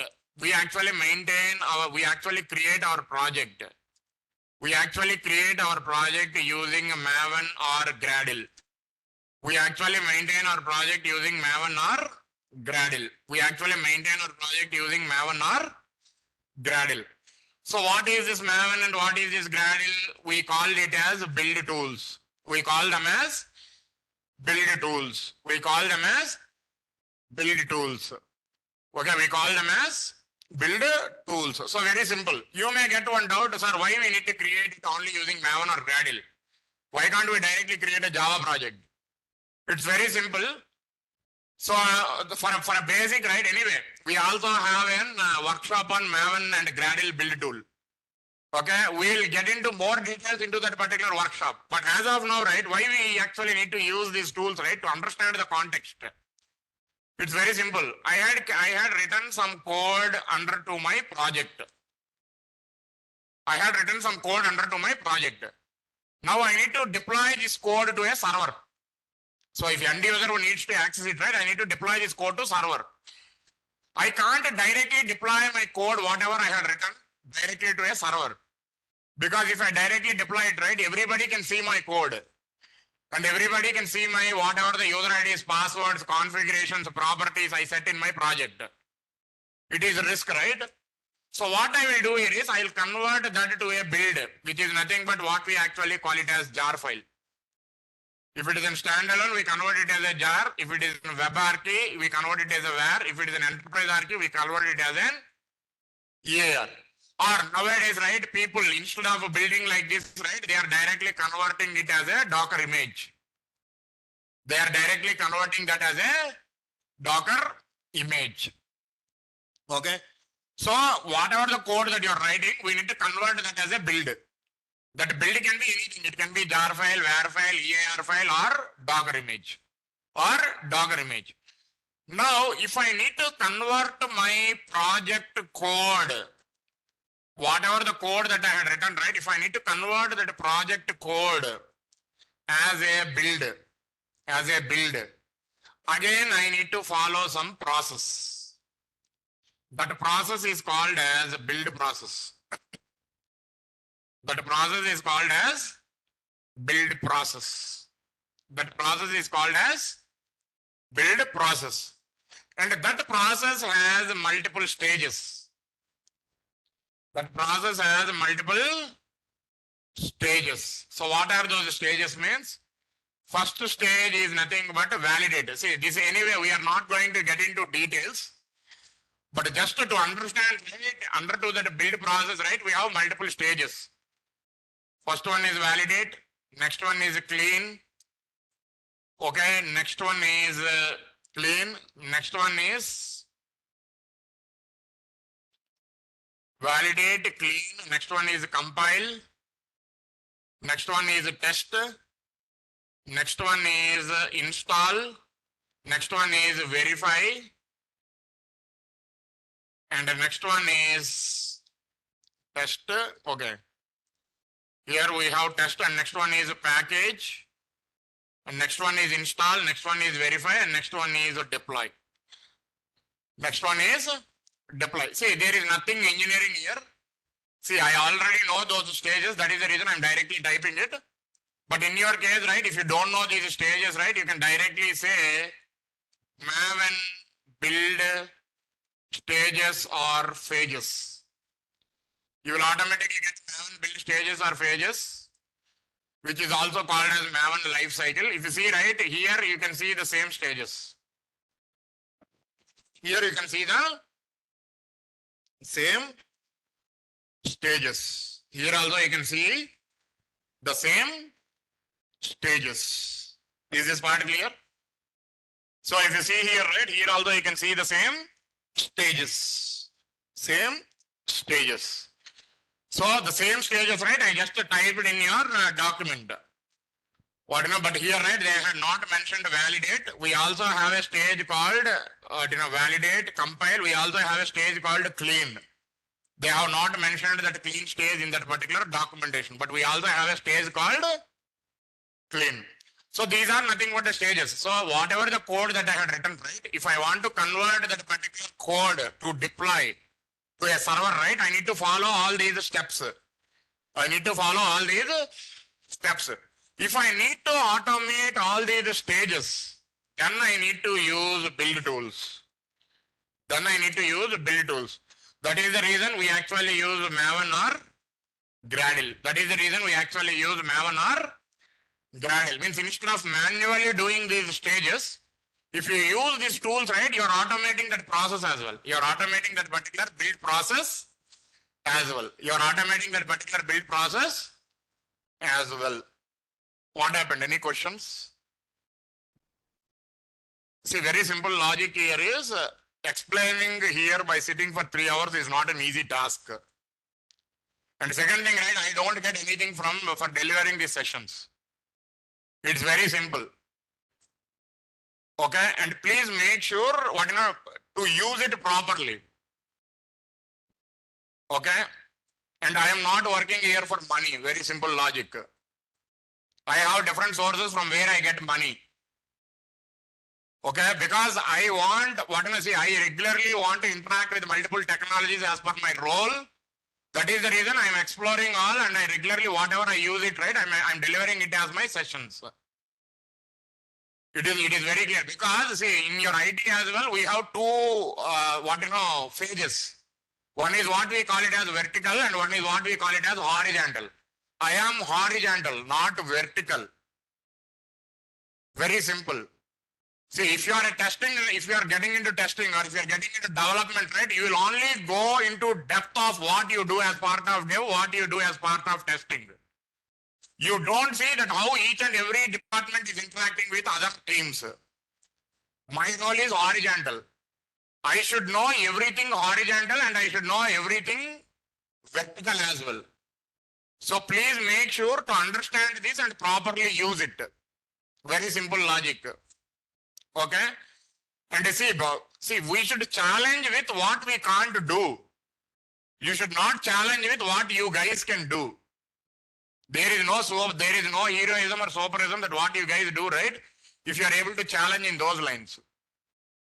Okay, very simple logic. Anyway, there are a lot of people in the online. I don't want to waste my time. So if you see here, right, if I need to convert my project code as a build, what I need to do, I need to use some build tools. So whatever the project that you are creating, right, that project creation should be done using that particular build tool itself. For example, if I want to use Maven, I'll create a Maven project. If I want to use Gradle, I'll create a Gradle project.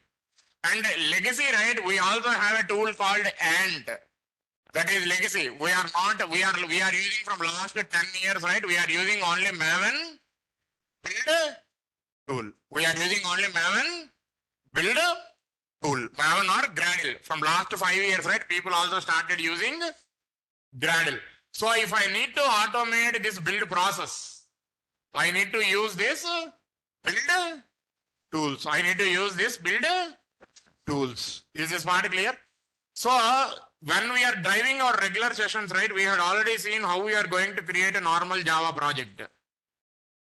We have already created a normal Java project. Now I will quickly show you if I need to practice my Git commands, right? I need to update some project to my Git repository. Then only I can practice my Git commands. Then only I can practice my Git commands. So if I need to practice my Git commands, right? Now what I need to do is I am going to create a Maven project, a sample project. It's like a dummy project where I am going to upload that to your repository. Where I am going to upload that to your repository. Okay, and then we will practice our Git commands. We'll practice our Git commands. We are going to see and we are going to practice our Git commands. So if I need to create a Maven project, right, anyway, so if you are already a Java developer, right, you will already have knowledge that how you are going to create a project in Java using Maven or Gradle. Okay, if you are a Python developer, right, you should know that how you are going to build a Python project. Okay, anyway, if you are an automation tester, right, you should know that how you are going to create a project in Java or Python or Robot, whatever that you are using. It is like a project means a hierarchy where you are going to maintain some code files, So if you see, right, where you actually write your code in Java, we actually write our code inside a method, where we actually write methods inside a class. So anyway, the same hierarchy is same, even though you are creating a Maven project or Gradle project. So what I had done here is I had just opened Eclipse editor. And I'm creating a Maven project. So right click, go to new and select here other and type here Maven. So once you type Maven, right, you will get this screen. Okay, you will get these options. You will get 3 options. One is checkout from Maven projects, Maven module, Maven project. Maven module and Maven project. So if you see here, right, Maven project, you can use Maven project for your just to practice.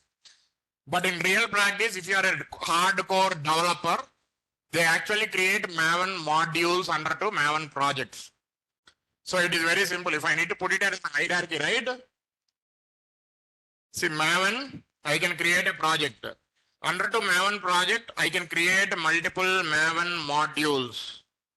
Under to Maven modules, I can create multiple packages. Under to packages, I can create classes and interfaces. Under to classes, I can create methods. Under to methods, I can write my lines of code. So this is the hierarchy. Okay, so this is the hierarchy for a developer. Okay, but normally, right, what currently I am doing here is I am directly creating a Maven project. And under to that, right, I am creating some packages. Under to that particular packages, right, I am creating a classes or interfaces. Under to classes or interfaces, right, I am writing some methods. Under two methods, right? I'm writing some lines of code. This is like I'm just creating a sample code for our practicing. So normally, right, in your real practice, you see your Maven project in this perspective for developers. If you are a tester, right, you will see this hierarchy. If you are a tester, right, you will see this hierarchy. Okay, Maven project, package, class or interface, methods and lines of code.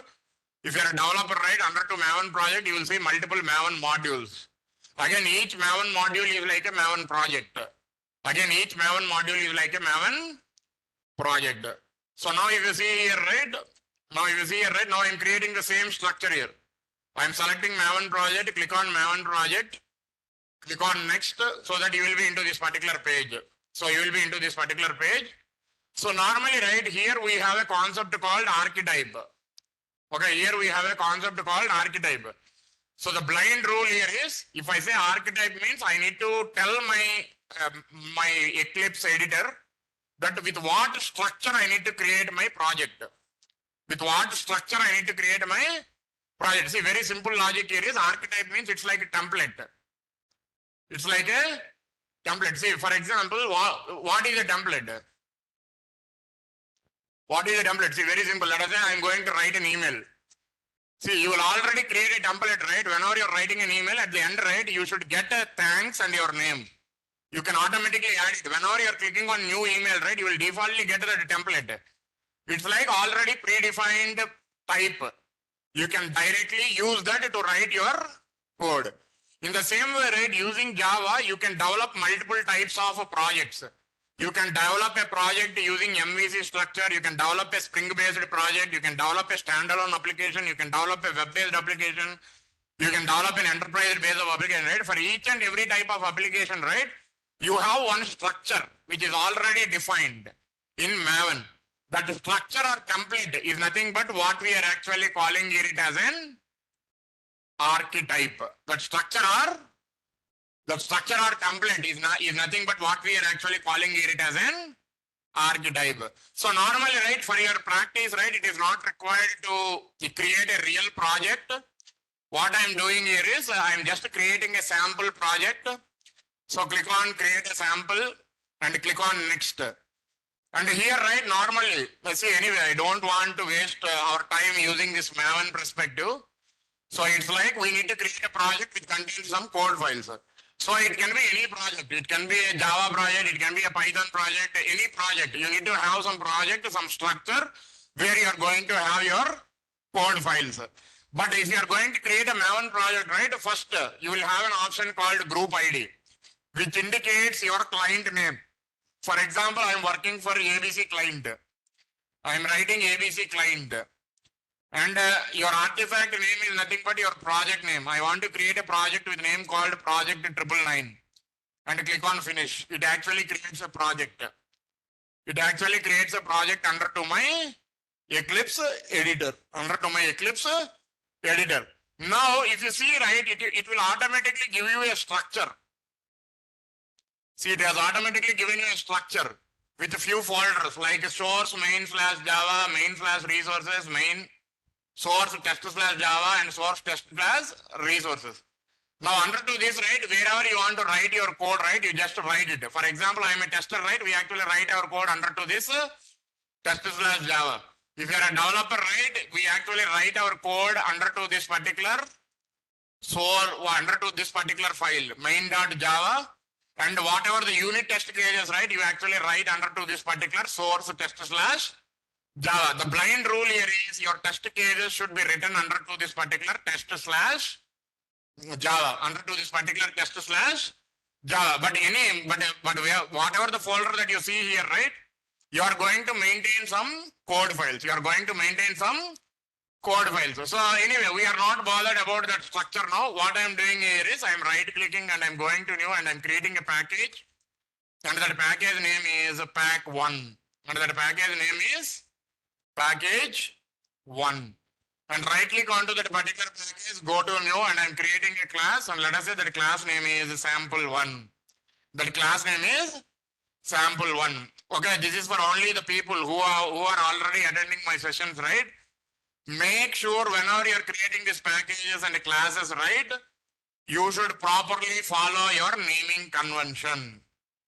Okay, naming convention. Anyway, I am following camel casing and I am creating multiple classes under to this particular package. I had created multiple classes under to this particular package. Now I had created a dummy project where I had created only a package and it contains 6 files. It contains 6 Java files. It contains 6 Java files. Now what I am doing here is I want to update this particular project to Git repository.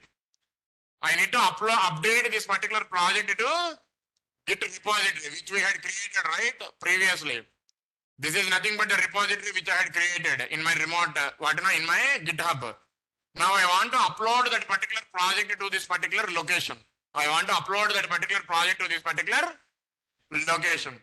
Now to upload it right, we need to use a few Git commands. To upload it right, we need to use a few Git commands. So what commands we are going to use? So here, right, we have multiple ways to do it. But you guys need to stick to at least one of the way that how you can implement this, how you can upload your project to your remote repository. So to do that, right, so first way here is, here I had created a project with readme file. So how I am getting my repository? I just got a repository where it contains only readme file, and that readme file is blank, where it contains automation scripts text, Now, to quickly understand, right, now what I am doing here is I am creating another, I am just opening another URL. Okay, and now if you see here, right, this is nothing but my project which I had created previously.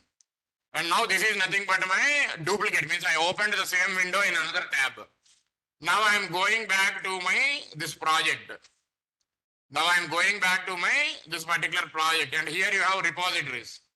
I have around these number of repositories which I have created till now. So this is nothing but my recently created repository. Now, very simple. Now, as I said, right, if I need to do this activity, right, I have multiple ways to do it. If I need to update my project code to my repository, I have multiple ways to do it. So I am explaining you that why we are saying multiple ways to do it. So if you see here, right, first you need to understand a little bit basic. Like, see, whenever you are dealing with Git repository, you have your local mission, and this is nothing but your remote mission where you have GitHub, where you have any repository created under to your GitHub. Let us say this is your repository. Now this is your repository, and this is your local mission. And this is nothing but my GitHub. In that, right, I have a repository with name called ABC123. And this repository, right, I have added readme file. And this file will have extension called .md. .md means markdown. Okay, markdown. Okay, anyway, it contains a description. It contains readme file. Now, I have another repository. Let us say this repository name is, now let us say I am creating another repository. This repository name is XYZ123. Now, in this repository, right, I am not adding any readme file. See, both the perspectives are different. If you have readme file, if I need to upload my project, my process is different. If I don't have any file in my repository, if I need to update my project to my Git repository, right, the process is different. In your real practice, right, whatever the projects that you are accessing it, right, every project will have readme file. So now your local mission, right, whatever that you are saying, right, this local mission, right, whatever from where you are running your Git commands, right, This is called as local repository.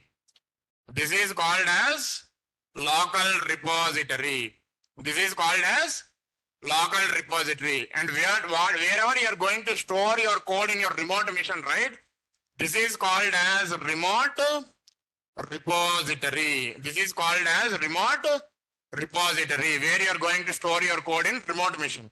If I am going to store that code in my local mission, I should also have some local repository. I should also have some local repository. See, this local and remote repository is completely different from your Maven local and remote repository. This is for Git. This is for Git. See, if there are any Java developers here, right? If you see, right, if I say local repository with respect to Maven, right, it is .m2, which is created on your local mission. If it is remote repository, means your Maven main repository where you are accessing mavenrepo.com. That is your remote repository. Here, if I am saying local repository and remote repository, means this is with respect to Git. With respect to Git, not with respect to your Maven or Gradle or your Java perspective or Python perspective. It is your, what it is? It is with respect to Git. With respect to Git, it means Git local repository, Git remote repository. It is nothing but Git local repository and Git remote repository. Now, if I need to access, if I need to upload my code from my local to remote, if I need to upload my code from local to remote, local means your mission. From your mission to remote means your Git repository.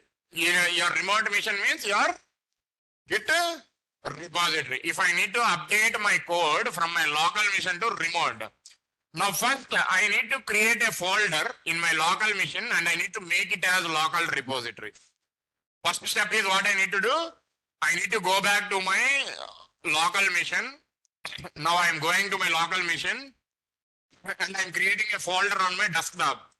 You can create this in any place, in under to C drive, D drive, documents, downloads, anywhere you can create it. For our understanding, I am creating it under to my desktop. So if you see, right, I am creating that folder with a name called git underscore repo underscore. Today's date is 12/07/24. 12/07. 12 is nothing but your current date. 07 is nothing but the month, and 24 is nothing but year. Now I am creating a folder with this particular name. Now I need to make this particular folder as a local repository. Git local repository. Anyway, whatever that you are seeing here, right, in your website, this repository, whatever that you are seeing here, right, this is nothing but your remote repository, and that repository name is ABC123. It is in remote mission. Now in my local, I created a folder, and that folder I need to make it as local repo. That folder I need to make it as local repo. Now if I need to create a local repository, now if you see here, right, now how you can make this particular folder as local repository? It means we have a command called git init. Git init. Git init means git initialization. So I can initialize git in this particular folder to make this folder as local repository. But as I said, right, if you are creating a repository with a README file, if you are creating a repository without README file, the process is different. If you are creating a repository with README file, then it is not required to run this git init and whatever the commands that you want to run to make your local folder as local repository, right? It is not required. If you run one command, right, it automatically makes your local folder as local repo. If you don't have README file, then the approach is different. Anyway, I'll show you both the perspectives to understand. So now I have in my remote repository, right, what I already have README file. So if you click on this, right, ABC123. So it is nothing but your README file. It is nothing but the repository of your remote mission. Now here you will see an option called code, which is highlighted in green color. Now if you click on it, right, you can see if I want to connect to this particular remote repository, I can use HTTPS, I can use SSH, or else I can use GitHub CLI. I can use GitHub CLI. Anyway, in our real practice, right, normally we will use HTTPS if your organization is authenticated with any, what now, like we have few apps through which, right, if you authorize once, right, you can access all your organization applications. Okay. So we have few applications like OneLogin, Authenticator. We will use we will use those applications. If you enable access to, if you have logged into that application, right, it will automatically give you access to all your organization applications. Okay, anyway, as of now, right, I don't want you guys to confuse. Very simple. If I want to access Git remote repository, I can access it using HTTPS, or else I can access it using SSH. I can access it using SSH. For your practice, right, I'll tell you what is SSH, but as of now, right, just for your practice, right, just use HTTPS. Just use HTTPS. Now you copy this. You copy this. If you see right here, I have HTTPS, you just copy this command. You just copy this URL. This is nothing but your Git remote URL. This is nothing but your Git remote URL. It is very simple. What I mean to say here is, let us say I had been joined in a company called ABC. I was new joiner in that particular company. Now I am a developer or a tester. Let us assume that I am an SRE.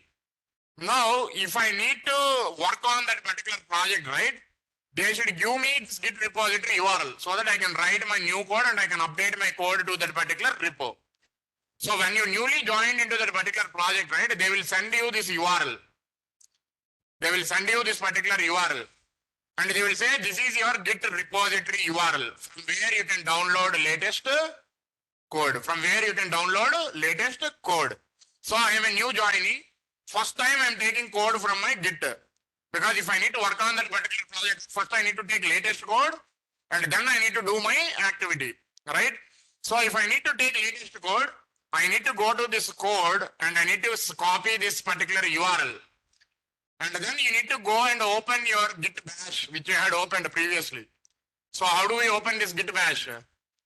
So very simple, right click, go to show more options, click on Git bash. So it will open this particular Git bash. Now, whenever you're opening this particular Git bash, as I said you right, in my local, I need to create a folder and I need to make this folder as my local repository. So in this folder, right, I need to right click and I need to click on show more options and I need to click on Git bash here. I need to click on Git bash here. So it will automatically open my Git bash in the same path. If you see here, right, what is the path now? Desktop, and it has automatically opened this Git bash under to this particular folder, which I had created on my desktop, Now I copied a URL, right? Now I need to simply write git clone and I need to give that particular URL which I have copied. I need to simply go to my remote repository and I need to click here and I need to select copy button and then I need to go back and I need to paste it. Now what is this? This is the URL. Now before do that, right, I need to write git clone. I need to write git clone. So the first command that what we are using in git is nothing but clone. Clone means copy. Clone means copy. It means like, see, I already have one code. I want to copy it, the same code, to a different location. It is nothing but what we actually call it as clone. Clone means I am creating a duplicate copy of my code. I have already some code in my remote. What I have only readme file. I want to copy that particular file into my local machine. I want to get that file into my local machine. For that, right, I am writing git clone and I am giving my repository name.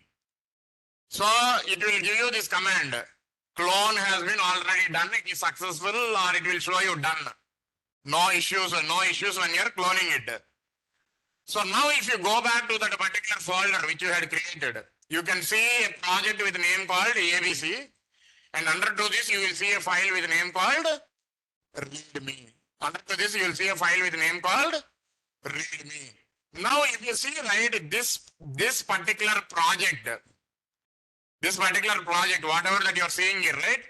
Now, this folder will automatically act as your local repository. This folder will automatically act as your local repository because I created a folder and I tried to copy my remote code completely to my local machine into a specific folder. Now that folder is nothing but my local repository. The remote place where I am maintaining my code is nothing but a remote repository. Git remote, git local. Git remote and git local. And if I want to bring my complete code which is present in my remote to my local, what is the command I need to use? Git clone. Git clone. Is this part clear? Now you got here, right? Now what I am going to do here is I want to copy some files. So now I am right clicking and I am going to properties. See, it is like just for your understanding, you can copy any files. You can create one folder on your desktop. You can create some dummy files and you can copy that particular folder under to this particular local repository and you can add that to your remote. But to quickly understand it, what I am doing here is I am just taking a real project, what is my real project structure, and what I am doing here is I am going to my folder. I am going to my folder on my desktop where I had created Git repository, and under to this particular repository, right, I am pasting that particular folder. Project 999. Now, if you open this particular folder, right, you will see a lot of files here. See, there are few files which are temporary files. See, you have a project. If you are opening that project in Eclipse, if you are opening that project in VS Code, if you are opening that project in NetBeans, if you are opening that particular project in IntelliJ, what it happens is it also creates some temporary files when it is opening that particular project. So if you see here, right, dot settings is a temporary file. Target is a temporary file. Dot class and dot project are nothing but temporary files. Your actual code under to that particular project sits under to these two folders. One is source and second one is pom.xml file. Pom.xml file. Anyway, see, here I had created it as a project. Normally, you can also put a text files as well. If you put 20 text files or 20 any files, you can put under to the folder and you can upload that to your remote repository. You can upload that to your remote repository. So what I had done here is I had just copied this. I had just copied my project and I deleted all my temporary files. I have deleted all my temporary files. Now, if you go to your Git and here, right, the first command to quickly check what new files that you have added to your repository. What new files that you have added to your repository. So in my local repository, right, previously I used to have only readme. Now what I had done, I had copied my project and I deleted all my temporary files. Now the second command here is git status. What is the second command? Git status. Why it is not showing means I need to go to my project path. Now I am into main. See, now you are into main. Here if you see main means now I am into my Git repository. Now I am into my Git repository. Now if you type here git status, it will show you that there is a new file that has been added with a name called project 999. There is a new folder that has been added with project 999. Project 999. It is showing that there is a new file that got added to your local repository with a name called 999. So how do we check what new files that got added to your Git repository means? What you need to do? What command we need to run? Git status. So anyway, first let me list it out. Git commands. Now we are going to practice this Git commands. So first command is clone. And then we are going to check status. Then we are going to see add. Then we are going to see how we are going to use commit. Then we are going to see how we are going to use push. How we are going to pull. How we are going to check difference. How we are going to check difference. How we are going to check difference. How we are going to use checkout. How we are going to use branch. How we are going to use merge. how you are going to use merge. So like these are nothing but a few Git commands that what you need to first understand as part of your basics. Okay, we also have other commands like log, stash, cherry picking, everything, right? That we will see. That we will see, but to perform basic actions, right? We are going to see these commands. We are going to see these commands. We are going to see these commands. So first one is a clone, next one is a status, next one is add, next one is a commit, next one is a push, next one is a pull, next one is a diff, next one is a checkout, next one is a branch, next one is a merge. See, we also have other like log, info, cherry pick, we have other as well. We'll see that. That is like a little bit advanced. But if you want to perform basic actions, right? First you need to remember these basic commands. So first you need to remember these basic commands. Now, first I will tell you each command, right? What is the purpose? What for we actually use that command? And then I will show you some examples that how you need to use that command on your Git repository.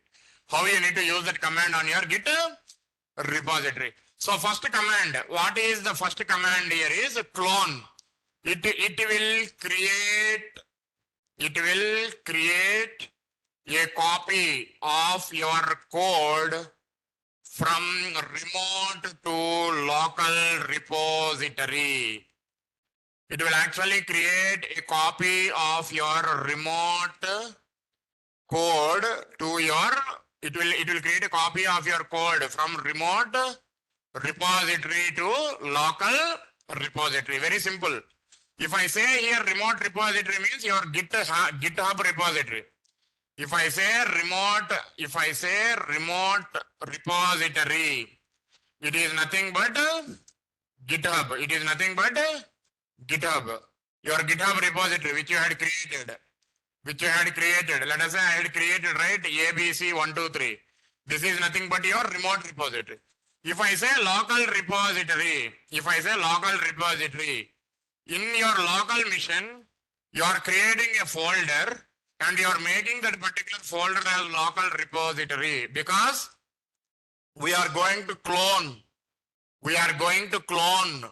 code from remote to local folder which was created in my local mission. In your local mission as well, you are creating a folder and you are naming it with a Git repository name. That is nothing but your local repository. Your remote repository is nothing but the repository which you had created under to your GitHub. The repository that you had created under to your GitHub. The repository that you had created under to your GitHub. Is this part clear? Now the next one here is status.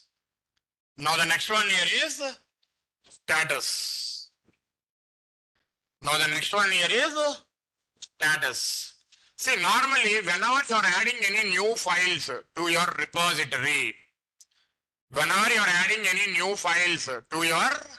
repository, we have status as untracked and tracked. Means whatever the files that you do, right, it will show you the status as tracked and as well as untracked. Okay, untracked and as well as tracked.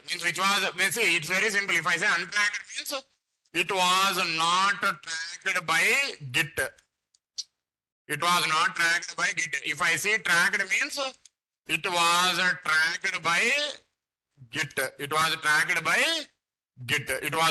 by Git.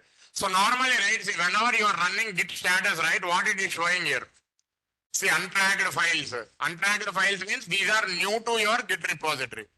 Previously, you don't have these files in your Git. So these are new to your Git repository. And under to track it, right, again, you can see some files as with different statuses. We can see some files as under to track it, again, you can see some files as modified, some files with status called deleted, some files with status called deleted. Okay, we can see some files as modified or some files as deleted and as some files as deleted.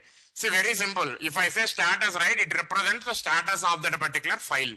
It represents the status of that particular file. If it is already tracked by Git, it will show it as a tracked. If it is not tracked, right, it will show under to untracked. But here, right, for our understanding, I am putting a convention as untracked and tracked. When you are running it, right, if it is already tracked, right, you will not see those files under to untracked section. Untracked session. If you see few files under to untracked, it means those are new files that you are adding to your Git repository. Means previously you don't have those files, now you are adding that to your Git repository. Now, very simple. Now, to understand these statuses, first we need to do add, commit and push. So very simple. If I say add, see the blind rule, we will see that in technical terms, but blindly to remember it, right?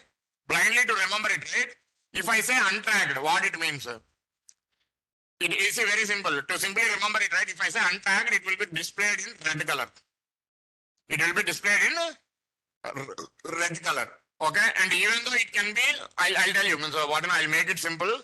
So if I need to make it simple, right, for our understanding, right? So now I have some code in my local repository. Now I need to update this code to this particular remote repository. Now from local, right, I need to move this particular code to remote repository. If I need to move my code from local to remote, I need to do that in 3 steps. What are those 3 steps means? First I need to add. I can simply say I need to follow 3 steps. First I need to add.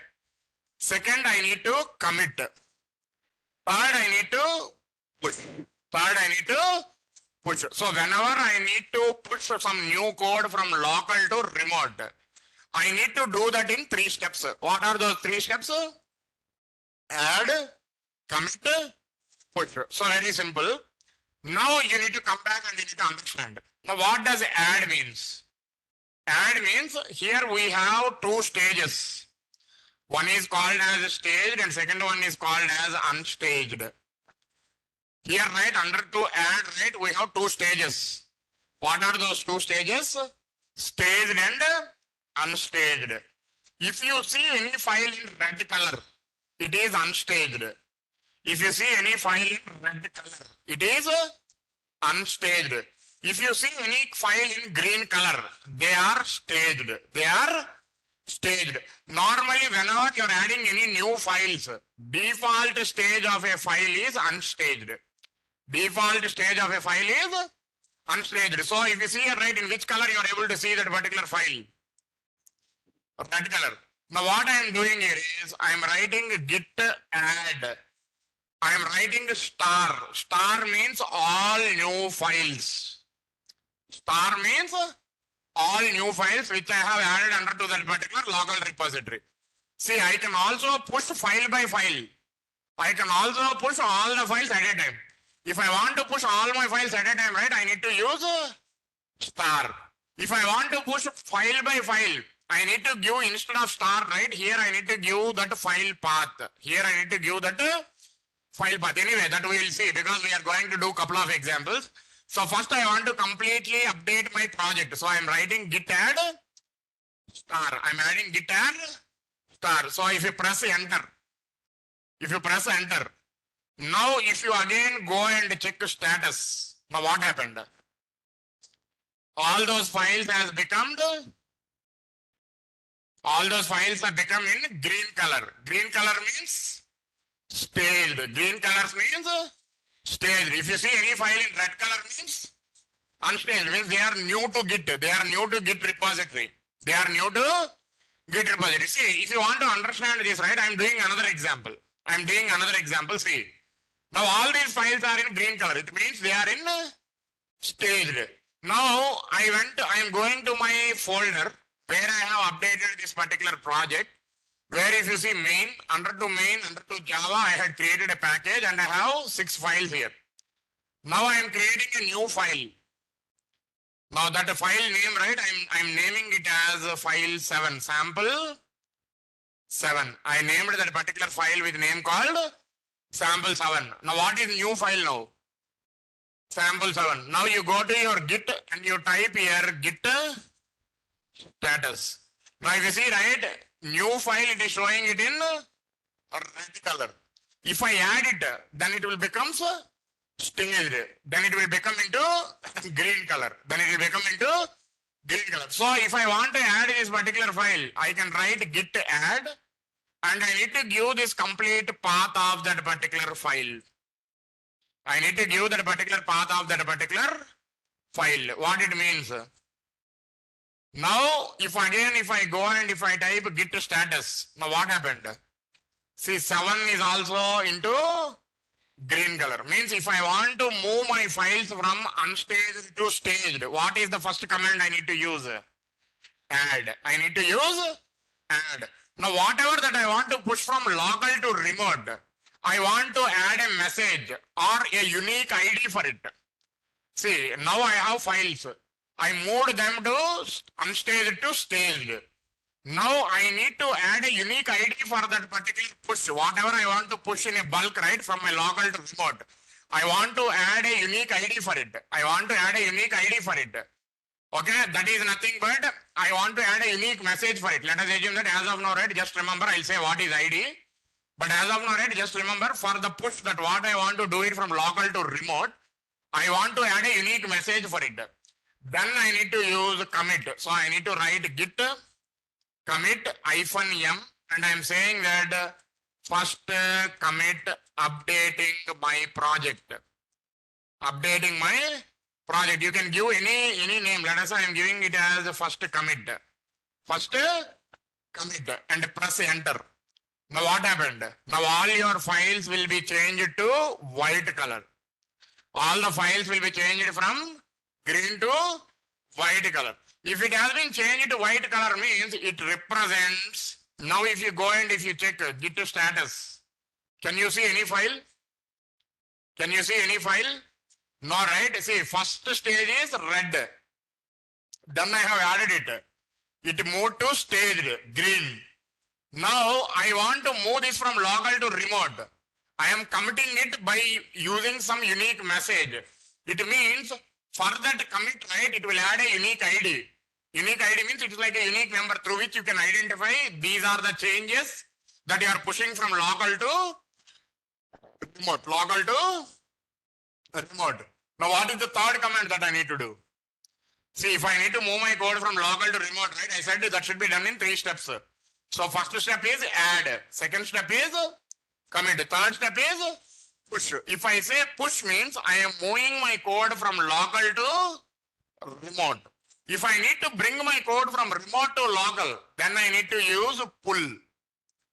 Pull means it is bringing code from remote to local.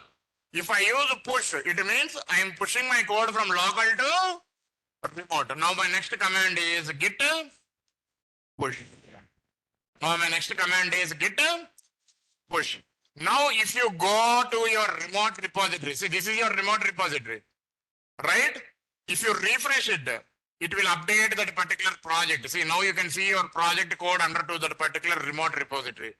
So this is your project where you had written packages and you can see 7 files got added to your remote. 7 files got added to your remote. See, very simple. Many people will tell you only that how you need to bring that code and how you need to push that code. But normally, right, in your real practice, right, you may be interacting with different types of projects. So whenever you're interacting with different types of projects, right, first you need to understand what is local repository, what is remote repository. And then how do you bring your code of your remote repository to your local? So how do we bring that code from remote repository to local? First time, if I need to bring my complete code, I need to use clone. I need to use clone. Now let us say in my remote, I have 10 files. I kept a clone. I got all those 10 files to my local repository. Now there is another resource, another developer. He has updated 11th file. to your code. Now I need to get my 11th file to my local. Then what I need to do? I need to use git pull, not clone. I want to get latest code from remote to local. Then I need to use pull. If I need to push my local code to remote, what I need to do? I need to use that in 3 steps. First I need to do add, then I need to do commit, and then I need to push. Then I need to push. Is this part clear? Is this part clear? Now you should be in a position to understand these commands. Now is it right? What for clone? Clone means you are copying your code from your remote to local. What is the status?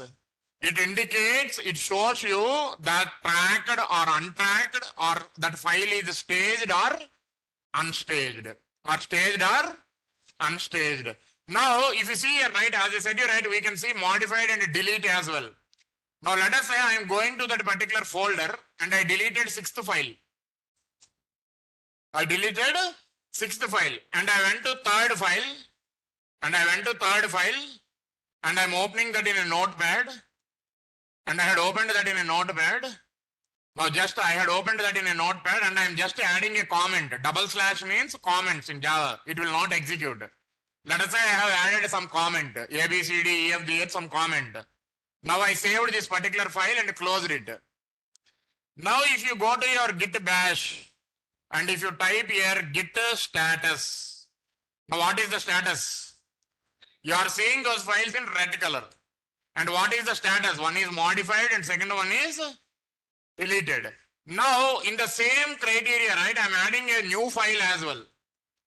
I'm adding instead of 7, right, I'm adding a new file with a name called 8. With name called 8. Now, go back to your git bash and again checking git status. Now, what it is showing? See, it is showing untracked, means new file. It is showing already existing file, you have deleted it. It is showing under to deleted session. It is showing modified, means existing file, you modified some code. It is showing with a modified tag. It is showing with a modified tag. But all are showing in red. What it means? These all are unstaged files. Unstaged files. Now in these files, right, I want to push only this new file to my remote. I don't want to push these 2 files to my remote. From local to remote, I want to push only 1 file. Then what I need to do, I need to copy this file path. And then I should say, how do I push? First step is git add. And I need to give that particular path. And I need to give that particular path. Now again, if I go and if I check git status, what happened? Only that file has been changed to green. Now, if I want to push it, right, I need to add a unique ID for it. For that, right, I am saying git commit -m and I am saying that is second commit. Second commit. I am giving some comment. You can give any comment like new code, new file, file 7. I am just giving it as new second comment. Now, again, if you go and if you check git status, what happens? It will show you only the untracked files, because already if I commit means what it happened, it has been changed from green to white. It means you can't see that in status. It is ready for pushing from local to remote. Now if I type git push, what happens? That will be pushed from my local to remote. Which file I am pushing? From my local to remote.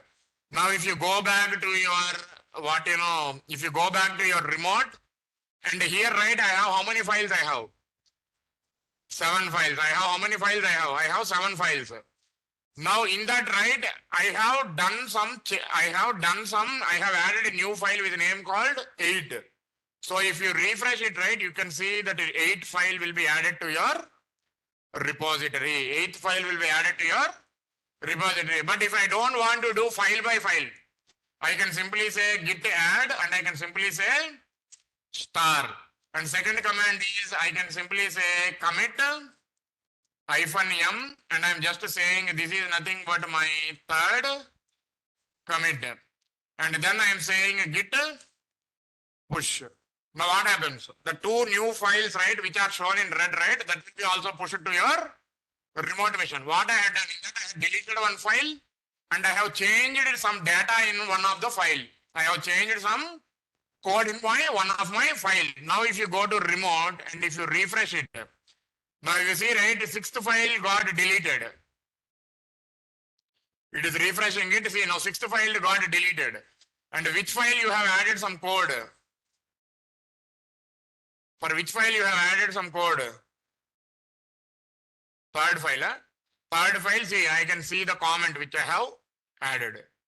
I can see the comment which I have added. So very simple. What for we will use clone?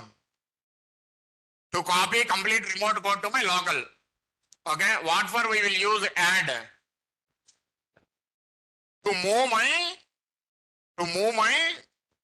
my code from unstaged to staged. Green means it is staged. Okay, what for we will use commit? To add a unique ID or to add a unique message for that particular commit. Means from local to remote, right? I am planning to move some code. To add a unique ID or to add some unique message to that particular commit. To add a unique message to that particular commit. If I say push, what happens? It will push my code from local repository to remote repository. It will push my code from local repository to remote repository. If I need to bring latest code from remote to local, what do you need to do? We need to do pull. So very simple. Now I'll show you an example. Now here itself, in remote itself, see, normally in your real practice, you can't do any edit directly from repository. But this project I had created, right? So I have permission to change any files. So what I am doing here is in remote repository, right? I am adding another commit, another comment. I have added multiple comments and I am committing those changes just to understand. Let us assume that there is other developer who has done these changes. There is other developer who has done these changes. Now these changes are in remote. Now which file it is? Sample 3. Now if you go to your local and if you see that particular sample 3 file, what code that you have here? What code that you have here? You have only one comment. Now I need to bring latest code from remote to local. Now what is the command? Remote to local. Pull. So I am writing git pull. So if you write git pull, what happens? It will bring the latest code from remote to local. Now if you go and if you see this file, see, you can see the new code that has been added in your remote, in your local repository, in your local repository. Is this part clear? So now very simple. Now what commands that we have done here is clone, add, commit, push, pull. See, why I was going such detail here is, see, when you attend any interview, right, they will ask you, are you using Git? Then they will ask you what source code repository you are using. Then you should say GitHub. How you are interacting with it? Then you should say, I am using Git bash. Then they will ask you, can you please tell me few commands that what you use regularly? Then you should say clone, add, commit, status, push, and pull. Then they may ask you a few questions. What happens if you type git status? What happens if you type git status? It will show you the tracked, untracked with stages as staged or unstaged. See, it will show you tracked and untracked. In that tracked and untracked, it will show you with colors. If it is in red color, it is unstaged. If it is in green color, it is staged. If it is in white color, it is committed and ready for push. Ready for push. Is this part clear? And please make sure, don't say that I'm using some GUI for Git. If you say that you are using some GUI, right, people will not have good impression on you guys. Very simple. If you are really a developer or a automation tester, right, people will use that Git only from command line interface. What we are calling it as Git bash. What we are calling it as Git bash. Is this part clear? Is this part clear for the people who are in online? Is this part clear for the people who are in online? If yes, please type Y on your chart windows. So anyway, now what commands that we had done? We had done with the clone, we had done with the status, we had done with the add, we had done with the commit. And if I say push right, what it means? From local repo to remote repository. From local repository to remote repository. If I say pull, what it means? From remote repository to local repository. From remote repository to, it brings code from remote repository to your local repository. Is this part clear? Now, if you see here, right? Now let us say I went to one file. Now I am doing some change in that particular file. To understand, right, what I am doing here is I am changing that file as AAA. I had done some change in that particular file. Okay, I had done some change in that particular file. And I removed some code already which is present in my previous file. See, it's very simple. I have a file. In that file, I have added a new line of code. And I had also changed an existing line of code. Now, if you go to your Git bash and if you type here Git status, what happens? What it is showing? It is showing that this file got modified. But if it is modification, means it can be a new line or it can be an existing code change. Now, how do you check what lines of code you have changed? See, we normally, right, whenever we are going to push our code from local to remote, right, we directly don't push directly the complete file without checking it, what changes that we have done it. So first I need to check what changes that I have done onto that particular file. See, it's very simple. My intention here is, here I have changed only one file, so that you know that what changes I have done. Let us assume that I have changed around 50 files. I am writing some code to write that code or to implement that functionality, right? I changed 50 files. Now, before pushing all these 50 files to my remote, right, I should go and check in each and every file that what changes I have made, whether they are correct or not. I need to check, right, because see, 50 files means I can't do it in a single day. I may be working for the last 3 days and I have done 50 file changes. But before pushing my code from local to remote, I need to check what changes I have done. So to check that, right, we have a command called git diff. And you can copy this particular file for which you have done changes. So it will show you the changes that you have done on that particular file. So it's very simple. I also copied modified, so it is not showing. So remove modified and enter it. So it will show you that what changes that you have done in that particular file. If you see anything in green, it means those are new lines. If you see anything in red, it means that you had done some change to an existing code.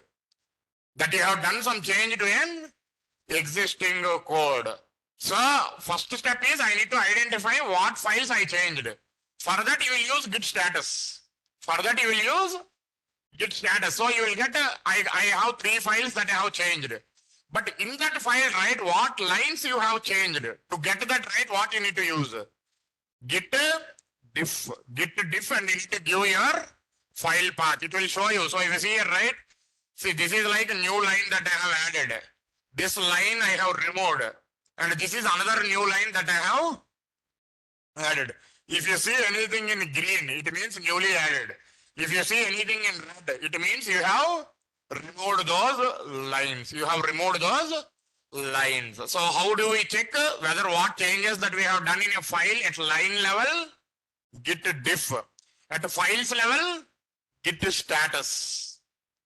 Git status, if you type, right, if you see any files in red, means it represents that files got changed.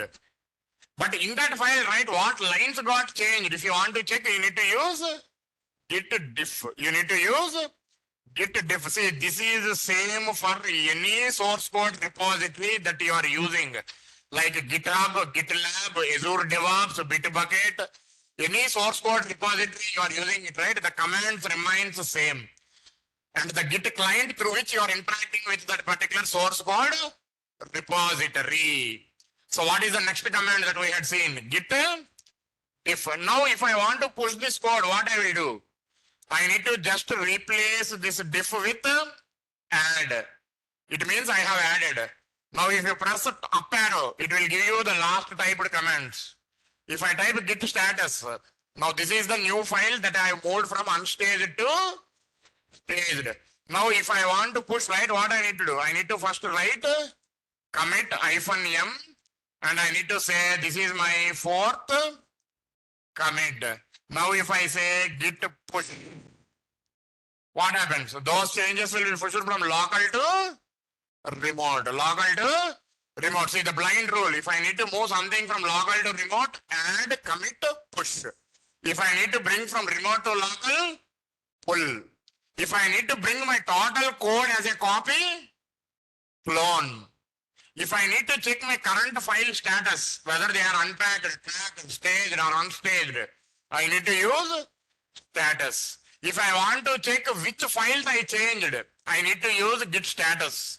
If I want to check in that file which lines I changed, I need to use git diff. I need to use git diff. Is this part clear? See, anyway, but you need to practice that what I am showing here, the same thing, you need to practice it on your mission. Then you will get lot of doubts. It is like I know what is right and what is wrong. So I will always execute right statements only. But once you do it on your mission, right, then you will understand what is right and what is wrong. Is this part clear? So now what is the next command? Checkout. Okay, checkout. To understand checkout, right? First we need to understand branch. How do we create a branch? So this anyway, we will see in our next class. Checkout and merge anyway, we can see in our next. And a branch. Anyway, we have a command called log. We have a command called log. So if you go here and if you type git log, it will show you whatever the commits that you have done till now. See, first I have done my first commit. Okay, and then third, fourth, everything, right? Whatever that I have done, right? It will show you that log. See, as I said, right, for each and every commit, I will have a message and it will have a unique ID. So this is nothing but unique ID for it. If you see, right, some random number, it is getting generated, right? This is nothing but unique ID for that particular commit. Unique ID for that particular commit. See, now you may get one doubt, sir, why we need to add a unique ID or why we need to add a unique message for it? So very simple. Now let us say I am developing an automation script or I am developing a feature or functionality. First I have written some piece of code and I pushed that to remote. Next I have developed another piece of code. I pushed that to remote. Now I have developed another piece of code and I pushed that to remote. Now my last push, that what I have done, right, it is wrong. Means I have wrongly written some code and I pushed it. Now I need to revert back to my previous code. Means let us say I have done 1, 2, 3 commits. Okay, now my third commit is wrong. I need to change from my third to second. Means now I need to get my second commit code directly because my third commit is wrong. If I need to revert my changes from third to 2 or third to 1, or let us say I have done around 100 commits. In that 100, right, let us assume that last 3 commits are wrong. I want to directly go to a commit which is nothing but 98 commit. If I want to revert my code back to my 98 commit, then I need this ID. Then I need this ID. It's like I am reverting my changes to my previous code. To my previous code. So for that, right, I need this ID anyway. We'll get into those with some examples. But before that, right, if you want to check how many branches you have created, we have a command called git branch. So what is the current branch in which you are? Main. What is the current branch you are? Main. See, this main branch, right, some people will represent it as main. Some people will represent it as master branch. Master, M-A-S-T-R. Even though if I say master or even though if I say main, both are same. Don't confuse. Okay, some people, right, they will rename it as master. Some people, right, they will use that main branch as main. Now to understand what is a branch, first you need to understand why we need branching. See, now the second concept, now you know the basic usage, how to clone, how to add, how to commit, how to push, how to pull, how to check what changes using git status, how to check line changes using git diff. Now you need to understand branching. Now you need to understand branching. Why we need branching? Why we need branching? See, very simple. In your real practice, right? For example, there are 10 resources who are working on a single project. There are 10 resources who are working on a single project. I can't directly push my code directly to my main or master branch. In your real practice, right? Actually, resources will not have direct permission to push their code from local to remote main branch. To remote main branch. It's like branching is like, if I need to make it simple, right? It is like, see, for example, there are 10 resources who are working on 10 functionalities. Everybody will take a copy from main branch. Everybody will take a copy from main branch and they will create another branch with their name. Now let us say I am working on a story called STRO, that story has unique number. Let us say that story number is STROY-2346. See, in real practice, right, how do you get your requirements? See, in real practice, right, if you are going to develop something or if you are going to test something, how do you get your requirements? You get them as stories. Story means requirement, feature or functionality that should be developed or tested. That should be developed or tested. If you are following Agile, you will get that as a story. Each story will have a unique number, means each requirement will have a unique number. Now, let us say I want to work on login story. I want to develop login functionality or I want to test login functionality. That requirement will have a unique number. Let us say that requirement number is a story 1234. 1234 is nothing but that story number. Now I need to create a branch with the same story number. And that branch should have the same code which I have in my main. You see, it is very simple. If I need to put it transparent, right? It would be like this. See, you know tree, right? You know tree. What is a trunk? See, it's very simple. You know tree, right? See, let us say I have a tree. Okay, now let us say I have a tree.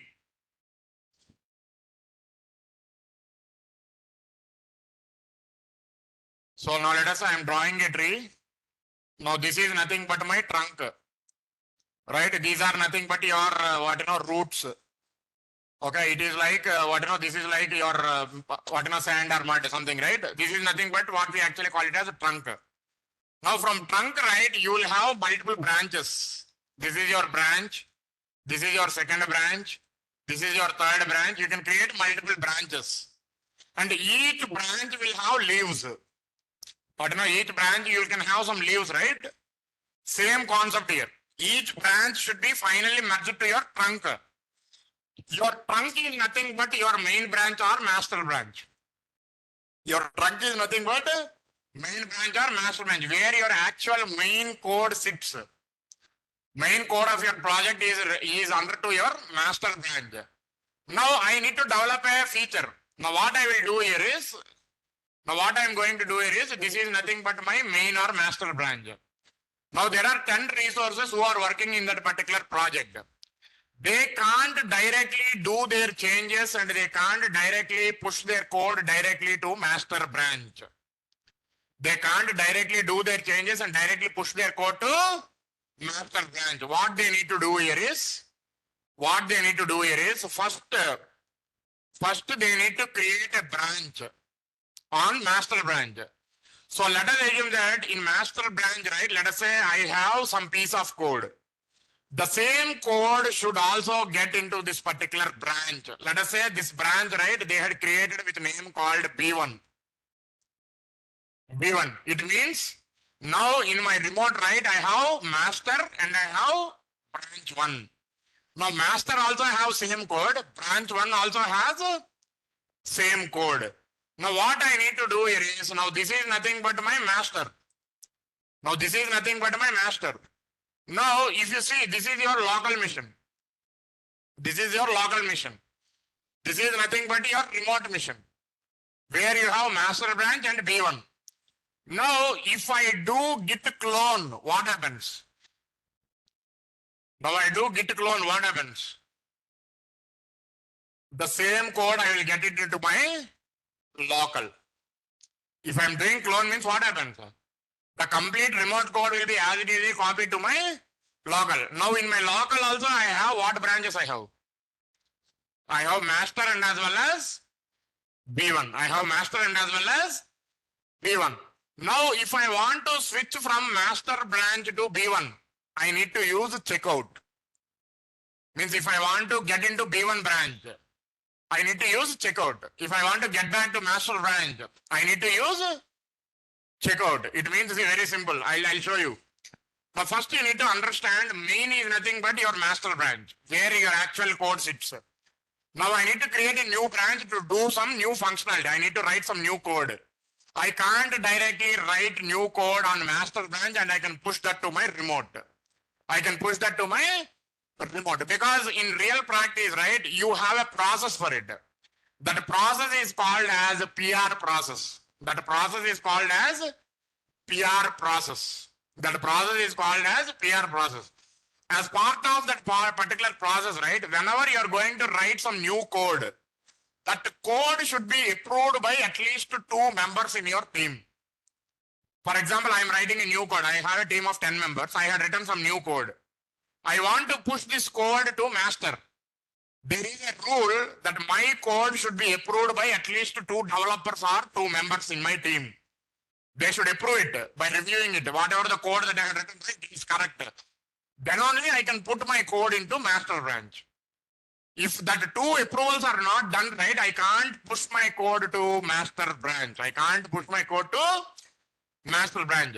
But for example, I am developing login. I can't develop in an hour or in a single day, right? It may take 5 days time to develop that login functionality. Now every day, whatever the code that I'm doing it, right? I should push that code to remote. But I don't have permission to push that code to master. That is the reason what I'm doing it is I'm creating a branch for it. And that branch name is B1. And that branch name is B1. And in that branch, right, I'm doing my changes. And I'm pushing my code to B1 to remote. And I'm pushing my code to B1 to my remote. If I need to merge that code to my master, it should be done with 2 approvals. It should be done with 2 approvals. Means 2 members in my team should go and check my code and they should say that this code is good enough so we can push that code to master. We can push that code to master. Then only that code B1 will be merged to master. See, there are 2 terms here. Copy means I'm copying the same code to another location. I'm copying the same code to another location. Merge means I have a code. Let us say here I have 10 lines of code. I have added 2 new lines. If I say merge means what it means? 10 plus 2, how much it is? 12. Merge means it is like updating your existing code with your new lines. Anyway, I don't want you guys to confuse by dumping everything on a single day. Now the very simple logic here is by today's session, right, you should be in a position to understand what is clone, what is status, what is add, what for we will use commit, how we will use push, how we will use pull, how we are going to use diff. Okay. In our next class, right, I'll tell you what is a branching and as well as how we need to do branches and why we need to do branches and how you need to push your code only to a specific branch and how you need to check out, means how you can switch from one branch to another branch and how you are going to merge that to your actual master by following PR process. That we will see in our next class. Any questions on today's session? Any questions, people who are in online, offline? Any questions, team, people who are online, offline? If you are good, right, then I can wind up tomorrow also at the same time, 9 a.m. See, please make sure to join in time. Okay, because if you join in time, right, we can do more examples. If you're late for 1.5 an hour or 15 minutes, right, again, it's like what, it's like our traditional way without any examples, right? I need to just explain you the concepts. But my major target is we'll do that hands-on. First, we'll see that command and we'll see that hands-on, that how you need to practice it on your missions. So today's target is you need to go home and you need to create a remote repository. You need to download Git bash and you need to upload a project.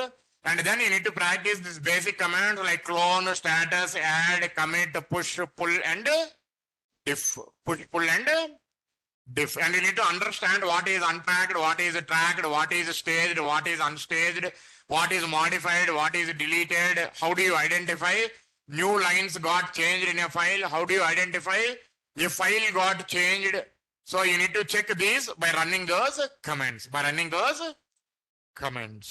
See, and this is very, very important for developers, testers, and SREs. Developers, testers, and SREs. Every day we need to push our code from local to remote.